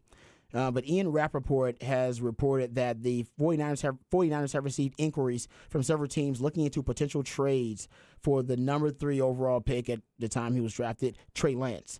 The conversations have been the result of San Francisco fielding calls, taking calls, not making calls, with teams aware that Brock Purdy is likely the future starter for the 49ers going forward, at least for the foreseeable future. So Trey Lance, if he is going to indeed be traded, the Texans have become one of the names that at least that will be rumored to be interested in Trey Lance, just because a lot of your staff, Bobby Slowick, your offensive coordinator, and play caller, and DeMeco Ryans, they have familiarity with Trey Lance. They know him really well from their time with the 49ers organization, so they know where he is in his developmental path and trajectory. And he would fit the offense, obviously, because they're going to run our offense conceptually, schematically, very similar to the offense that was what they ran there in San Francisco, which is Shanahan's offense. And Trey Lance was a obvious fit in that offense, scheme fit, because they drafted him really high. In fact, they traded up to get him and traded a lot of draft capital to get him. What would be your thoughts, gentlemen, about Trey Lance potentially being the future franchise quarterback of the Texans? There's been a lot of talk, and Patrick, one of your conspiracy theories is gaining a lot of steam, that the Texans may decide to go away from quarterback totally at the number 2 overall pick, because they like Bryce Young, and if Bryce Young is not going to be available, then they may go elsewhere. They may draft a defensive player there with the number 2 overall pick. They may trade down with the number 2 overall pick. But if they don't like Bryce Young, maybe they love Trey Lance. Would you be on board for this, gentlemen? Okay, let me break this down real quick on my thought process on this entire thing. I know that everybody's looking at money in these situations, right? But here you have a quarterback that has only played 9 games over the last 2 years. Last 2 years, he's played 9 games. He has 0 on tape. Really, there's nothing that you could signify to say, like few games, right? That you're like, oh my God, this guy is unbelievable. And here you have an MVP that has put it on tape that the skills that you're looking for in a Trey Lance, who is unproven running quarterback, not sure that he can throw the ball well. But you are worried about Lamar Jackson and what he has already given you that you have years of tape on. He's a Heisman Trophy winning quarterback. He's an MVP of the league. He has a 45-12 record or 45-19 record in the NFL. And you're going to sit here and say, man, I think we need to go all in on this guy. Man, this game is so bad. So you'd rather the Texans go after Lamar Jackson. Exactly. If they're going to go after Trey Lance. But I said, financially, I get why you don't. But in the grand scheme of things, come on, man. You got a dude that is he has done nothing for you in the league. And that's the question is, what are you giving up for him? Yeah, what's the draft Because capital? they give up 3 firsts and a third to get him, right? Ooh. Now, you're not getting anything close to that back. No way. Right. You can't. That's the question is, if you say, hey, and again, I think if they do this, they probably want at least one first. Yeah. And then you go after that and say, all right, is it second and thirds? And are you willing to give up a first in next year's draft, or they want a first in this year's draft? Yeah, that's a big but they got 2 in both. They have 2, and so they have 2 in both. So I think there are ways that it makes sense for the Texans to do. If you go, all right, we'll give you Cleveland's first-round pick next year. We don't think that's going to be any good anyway. We think that's a middle-of-the-round first-round pick because that Deshaun Watson's going to be playing the whole season for him next season. So we think that one you're going to get that, and we'll give up a second and a third and blah, blah, blah, and here you go. And now we get to try this guy out, and basically we get another season to see if this is our guy, and maybe we don't have to use one of our top picks on a guy. I could see that making sense. I could see it making sense. If they want 2 firsts, though, I'm out. I agree with you. I would not give him 2 firsts because then you go back to Harge's point about the lack of sample size and what a risk it is. Yeah. It's less risky if I only got to give up 1 first-round pick. I got 4 of them over the next 2 years. So for an organization like the Texans to get potentially a franchise quarterback for just 1 first-round pick, that would be a hell of a value for you if you're the Texans. So, yeah, it's a bit of a risk. I'm honestly kind of with you, Patrick. If the Texans can negotiate a savvy trade and not give up the majority of their draft capital, their high draft capital over the next 2 years, I think it's something worth pursuing. If you don't if you're that staunchly opposed to C.J. Stroud, I think at this point I'd probably rather go C.J. Stroud than Trey Lance. At this point, yeah. If, you know what I mean? But they may not like C.J. Stroud. That's what I was just about to say. And they know this kid. And they know this guy. Exactly. They have more inside information on both of those guys than we do. So they definitely have way, way more information on Trey Lance. It means they like him more than they like C.J. Stroud. Because they know what the character guy is. They know coaching-wise. They know all of those things for sure. With C.J. Stroud, I don't know what they're hearing, what there is. And again, we said this before, it may be that Carolina really likes C.J. Stroud and is trying to make it so that the Texans hate him and they'll trade up to go get their guy in Bryce Young, and they'll be able to fleece the Texans out of a first round or 2 first-rounders to move up 1 spot, and that's their whole game plan. And they want C.J. Stroud the whole time, and they'll take him at 2. Those are all possibilities because nothing's been said yet. If you're the Texans, I don't make this move before the draft. Yeah, I agree with that. Because I think you have to wait and see how everything plays out before you go, oh, no, let's go do that. Because if you say, all right, well, we're giving up our first round, and they want the first rounder this year, and so they want pick number 12 in the draft this year, and we got to give that up. And then it ends up that C.J. Stroud goes number 1, and now Bryce Young's sitting there at number 2, and you've already traded for Trey Lance. You feel like a real idiot. They want a first rounder this year because they don't have one. So they do want a first rounder this year. They're probably going to be sticklers about that because they want some more draft capital. Like I said, it's definitely something to consider. And Pro Football Talk is reporting that the 49ers have spoken to the Minnesota Vikings as well as one of the teams that was interested or intrigued by Trey Lance. And we know that Shano is a big Kirk Cousins fan. Yep. I wonder if they be thinking about a swap. So it's been Kirk rumored Cousins they talked for about Trey it. Lance, and that would make sense for Minnesota. They need to move on from Kirk Cousins because he's a little old, he's aging, and he's got money on his belt right now. Yeah, but again, I'm looking at this Trey Lance deal, and I'm just like, I don't care what you think you know. Dude has shown you nothing. He's shown you nothing. He's a mystery box. And like right now, he's a mystery box. He just got beat out by Brock Purdy, who was Mr. Irrelevant. He did. Now, Brock Purdy was playing really well. No, but once he got injured. He got injured, and Brock Purdy came in. But yes, you just traded your entire franchise basically because of I wanted to go get Trey Lance, and then you found the mystery box in Brock Purdy, and now he's taken over, and now all signs lead to, man, when Brock Purdy gets healthy after his arm, he's going to be our starting quarterback. The quarterback position is a crapshoot. You're playing roulette with it. You're going out there and you're just shaking up the dice. My man was Mr. Irrelevant, and now he's the starting quarterback. And you are now trying to figure out if you can manipulate the trade value because you gave up 3 picks to go and get Trey Lance. That's the thing about it, that the Texans offensive coordinator and play caller and their head coach, among others, they were with that organization when they made that move. Right. All right. So to Patrick's point, they have so much inside information about Trey Lance, about the type of football player he is, football character, how he fits, scheme fit, all that kind of stuff. And if they decide to make this move, it simply means that they believe, which is why that organization gave up so much draft capital to get him, they believe his upside is higher than the upside of a C.J. Stroud. And if their evaluation, all their data points right now, it points to that the prospect of Trey Lance was a better overall evaluation than the prospect that is C.J. Stroud. Yeah.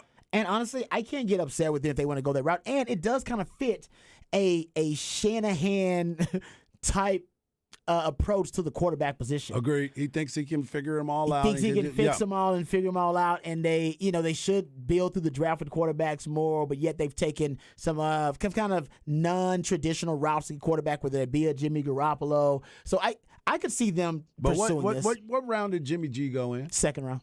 So that's where you were basing this off of. But you traded to go and get a guy. You traded to go and get you traded a lot of picks to go and get this guy. And now you're already getting off of him because you found another one? No, but I will say I think, and the 49ers famously are one of the organizations willing to do this. The Eagles are willing to do it, and I give them props for it. It's humility, and to me, I think it's growth as an organization to admit you made a mistake. Yep. To admit, like, damn, we screwed that one up. Oh man, we screwed it up. We need to don't double down. Don't be don't be stubborn. Don't immerse yourself with like the sunk cost fallacy and double down on your mistakes. You made one mistake. All right, you know what? Let's back up that mistake by making better decisions. And the Philadelphia Eagles have done that with quarterbacks and coaches. The 49ers have done it. I think the 49ers are admitting again, like we've always said, in the Bill Walsh quote, even very few people, all right, can evaluate the quarterback position, and even fewer can coach the quarterback position. Yeah. And it's so true. And I think the 49ers are just willing to admit, yeah, we screwed that one up. Not saying that Trey Lance won't work, but it's pretty obvious that Brock Purdy is our quarterback. Yep. That he won that job. We're going to go with Brock Purdy. Still coming off an elbow injury, and you still need a quarterback. Don't know how that's going to end. And you still need a quarterback to be able to start your season. Which is why if they want to trade Trey Lance, part of the deal may be, I want a quarterback. Yep. Give me a quarterback. Shanahan loves ugly quarterbacks. He loves. We got multiple of them. Exactly. Shanahan take anybody's ugly quarterback and try to put some lipstick on that pig and put a put a short skirt on it and make it look good. You think Davis Mills could be that guy? Shannon would take him. No, that's what I'm saying. Shannon's had worse. And he's a very intelligent quarterback, and his numbers aren't that bad. Man, Shannon believes any quarterback can work in his system. Yeah. It's probably one of his flawed points of logic. And he's a California kid. You know what I'm saying? Davis Mills is a Cali kid. Yeah. I think if they trade him, whatever they trade him to Minnesota, they trade him to Tennessee. If they trade him to Houston, the part of the trade is Shannon's going to want a quarterback in return, and as Patrick mentioned, he's going to want a first-round pick. He can't work with Malik Willis. No, but he can work with Tannehill. Yeah. Oh, yeah. Send me your old Tannehill. I can work with Tannehill. Yeah. That system, might work best for Tannehill. It would. Yeah. That system is the most quarterback-friendly system in the NFL, and you just find a quarterback that can manage a game. I like it. Man, they work well in that system. Man. I'll take that. Like I said, Shannon loves he just loves a bad quarterback. He'll he'll turn a bad quarterback into a functional quarterback. Even. There you go. All right, we'll come back. We'll get into some. I want to get into some Texas Kool-Aid discussion here. Uh-oh. The FPI has predicted Texas record, or at least it has Texas odds to win every game. We'll get into that. We'll also talk about the crystal ball prediction for Brennan Thompson, one of the other transfers from Texas. We'll get into a little Longhorn discussion behind the curtain. All of that and more right here on Ball Don't Lie on 104.9 The Horn.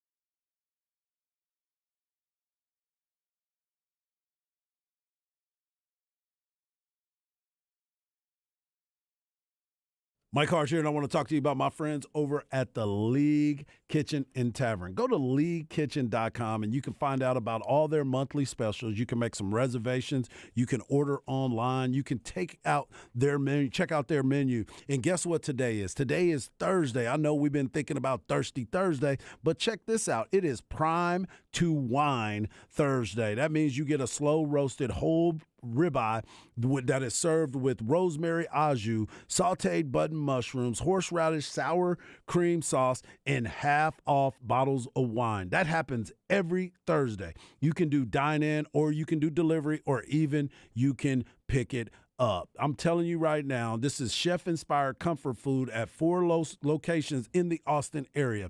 Bee Caves, Belterra, Lakeway, and of course, Avery Ranch. I'm telling you right now, you also can enjoy the April cocktail of the month. It's sangria. All you can do is make sure that you go visit my friends over at the League Kitchen and Tavern. Go to leaguekitchen.com and you can find out more. As I've said, it's chef-inspired comfort food at 4 area locations: Avery Ranch, Bee Cave, Belterra, and of course, Lakeway. Go to leaguekitchen.com. That is leaguekitchen.com.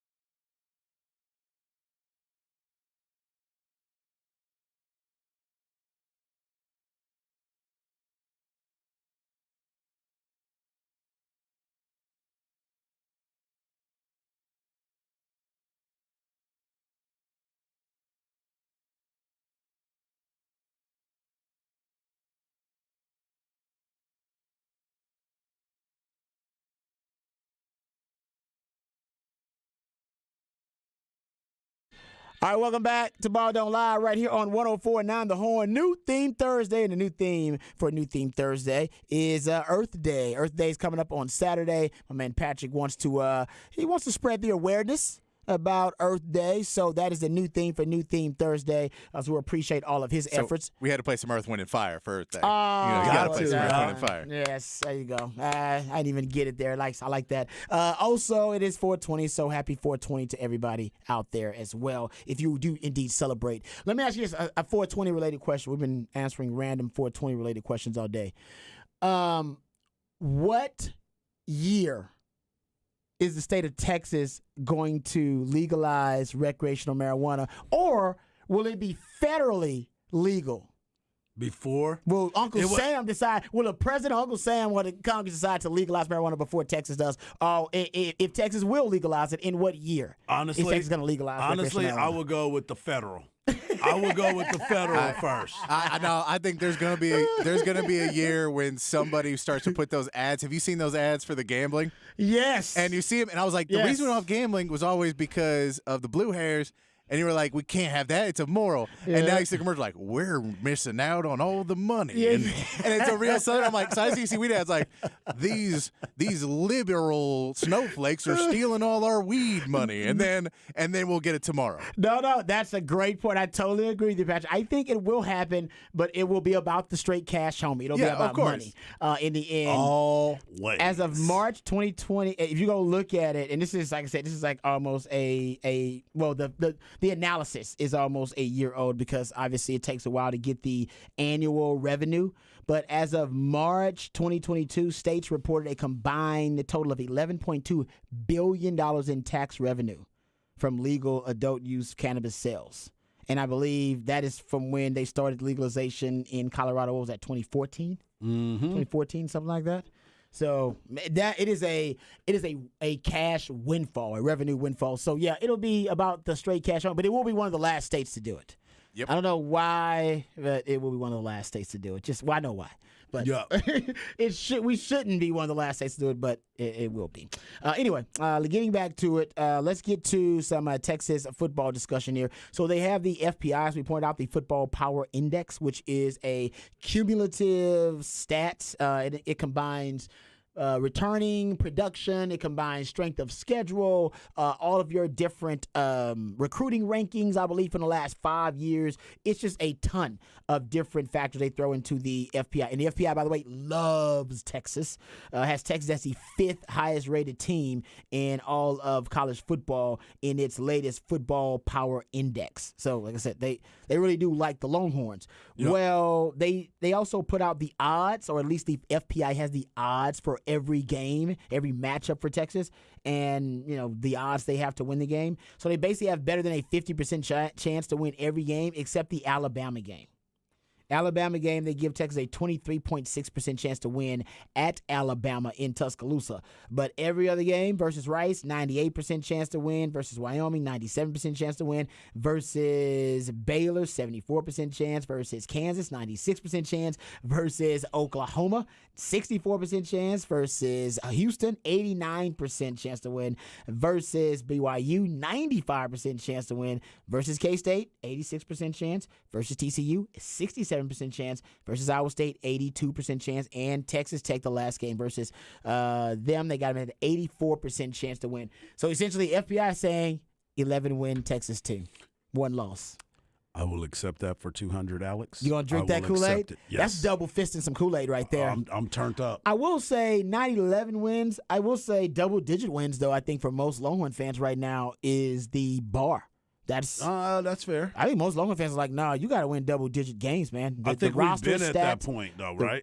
Well, for Sark, we are there, and it wasn't fair for Sark to have those expectations prematurely. But now, after being able to stack some recruiting classes, looking at the Big 12 overall and the depth or lack thereof in the Big 12 and what you return on offense, essentially returning, 10 starters on offense, entire offensive line.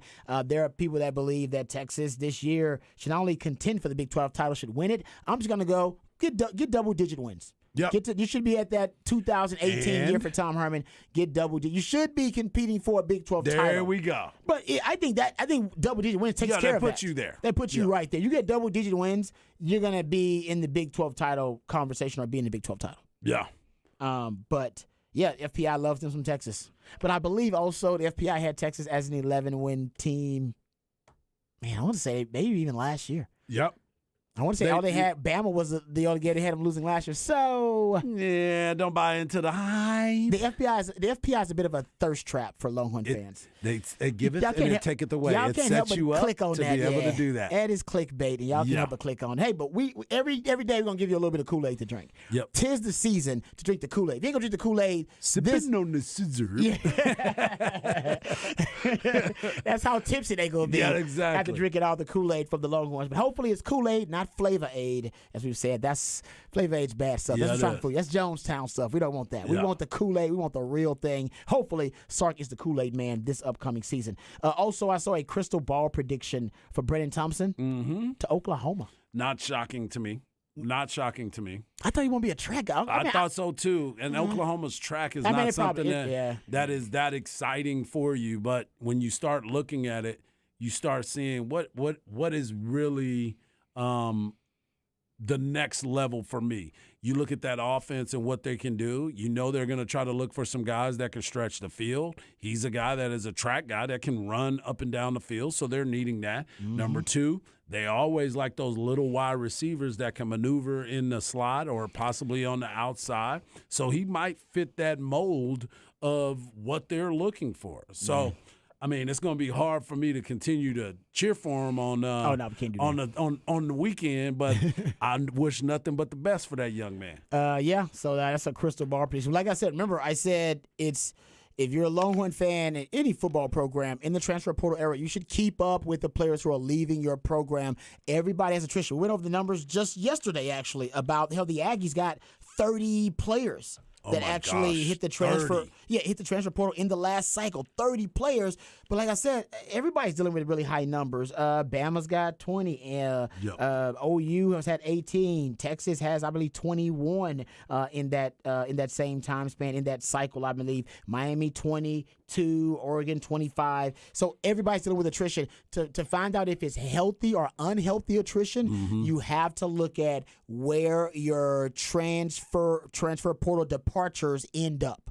If they end up coveted by Power 5 schools, if they end up coveted by Group of 5 schools, then you know, that is very healthy attrition for your program, meaning your program is upgrading. Your roster, that basically your coach doing a great job of churning out the bottom of your roster and upgrading that roster with more talent. And the players who are leaving your program, man, they're ending up with great programs themselves, and that you have a good picker. Like you know how to pick them. That you got great taste. It's almost like cyber stalking your ex on social media.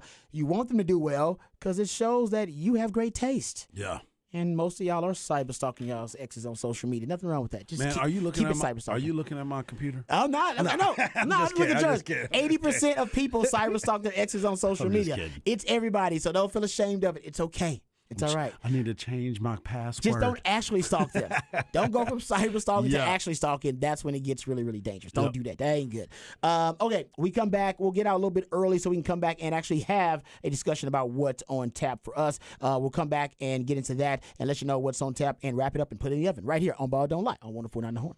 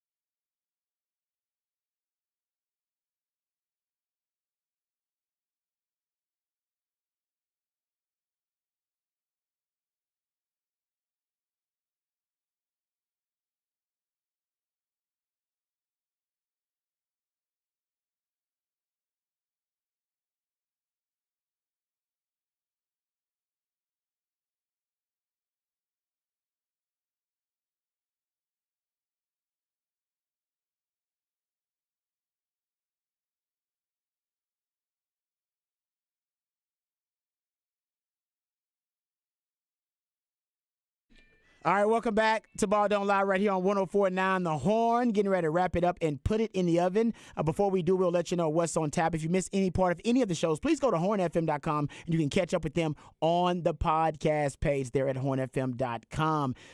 Just really quickly, happy 420 to everybody out there celebrating 420. Please do it in a safe and responsible fashion. And also thanks to my man Patrick, always broadening our horizons with a new theme Thursday. And the new theme today was all about Earth Day. Beautiful thing. Earth Day will be celebrated on Saturday. Do something good for Mother Earth on Earth Day. Do something. Go out there like my mom used to do. Pick up your trash. Go take your kids out to the hood, in the hood somewhere, and take them to the most the trashiest part where the most litter is on the ground, and give them a trash bag and leave them out there for like an hour. Yeah. My mom used to do that on weekends. I'm not making that up. We were like little kids. I was like 11, 12. She'd drop us off in the hood somewhere. She'd be like, I think it looks disgusting out here. Clean up this place. So we'd have to clean up the mess, and then have kids riding by me like, man, y'all are like some losers. Work ethic. she's putting work ethic in you, man. You know what? It made me appreciate my environment, though. Exactly. Like, have pride in your environment. She had your back, and she was making sure you had your environment's back. Have pride in Mother Earth. So go out there and do something cool for Mother Earth if you can for Earth Day. I like it. All right, what do you got on tap tonight? I'm going to go home and watch some NBA basketball. This is the time. This is the place. This is what we're all about. This Brooklyn and Philadelphia series is already getting highly contested. It's chippy. So this is something that you really want to see. We've been talking a lot about James Harden and what is his legacy going to be. He's changed his role. You talked about Joel Embiid before. Is he the real MVP of the league right now? Now's a chance for us to see him go after this. You talking about that game getting chippy already. For those who didn't hear, Joel Embiid basically extended his leg as Nick Claxton was stepping over him. It was taunting to a certain extent, though. You know, you step over somebody. We know how that goes. You don't have to step over somebody. There's a way to step over somebody to avoid them, and a way to do it to kind of taunt them. He did it in the way to taunt Joel Embiid, but Joel Embiid did kick him. Like, extended his leg to kick up at him and got really close to the family jewels in the junk. The family jewels? Yeah, so he got a flagrant one for that Claxton one. gets his technical foul, and Embiid gets a flagrant one. Hey, you know what helped? He didn't go out and he didn't taunt the crowd. He didn't taunt the crowd after. Good move. Good move. Speaking of which, Domantas Sabonis seems to be like he's going to play tonight. Oh, shocking! The report, I think Shams is saying that he's going to play tonight. So it's amazing how he came that contusion seems healed enough. Dude, I heard on what was that? I was watching Dan Le Batard, I think, and Dan Le Batard said, "Hey, I actually saw him after the game giving chest bumps to his teammates. So he wondered like how much his chest was actually hurting." It's amazing how he's been revitalized.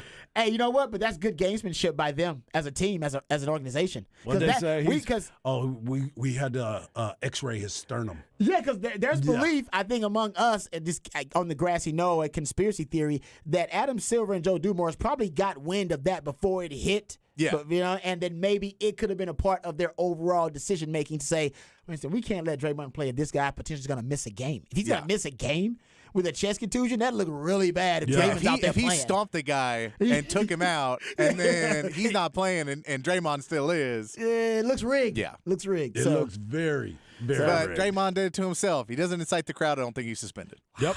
Yeah. So this playoffs, man, it's really chippy, and they got a lot of headlines, and then this game might have a few more too. But if the Kings win this one, 3-0. Yeah. Yeah, it's over. That's a hard road to come back for, even when you are a defending champ. Yep. It might be harder as a defending champ. That fall from grace is tough. And you are terrible on the road. And we've never seen Steph, and what was in Steph's time with the Warriors, we've never seen him down 2-0, or 0-2, I should say. So he's never been in. This is uncharted waters for him, unprecedented territory for him. And Suns Clippers tonight, FYI. And no Kawhi Leonard and in that. No Kawhi tonight. But we'll see. I mean, I let over/under on Russell Westbrook shots. I'm going 30. Well, I'm thinking he's taking 30 shots tonight. He was pretty. I mean, he was good last game. He was good. That's what I'm saying. He was good, and no Kawhi Leonard. Oh my God, and no Paul George. And no Paul George. And no Russell Paul Westbrook shoots 60. Russell Westbrook's getting 40 tonight. Yeah, he's going forward tonight. All right, Patrick. I imagine you got on tap. I got on tap. Insta Series, 8 o'clock tonight. So Longhorn Blitz at 7. Insta Series today. I love that. Love that. All right, I'm watching basketball tonight. Love it. Tons of it. I want to thank all you guys for everything. Thanks for all the participation on the Specs text line. Thanks to Hars. Thanks to my man Patrick. Also, happy 420 to all you guys out there. And hey, happy Earth Day. A little bit early on that one. But thanks to my man Patrick. We're all more enlightened. Remember, the revolution will not be televised. We'll be talking about it right here on Ball Don't Lie. We love you guys. We mean that. Take care of yourselves, but more importantly, take care of each other. Peace.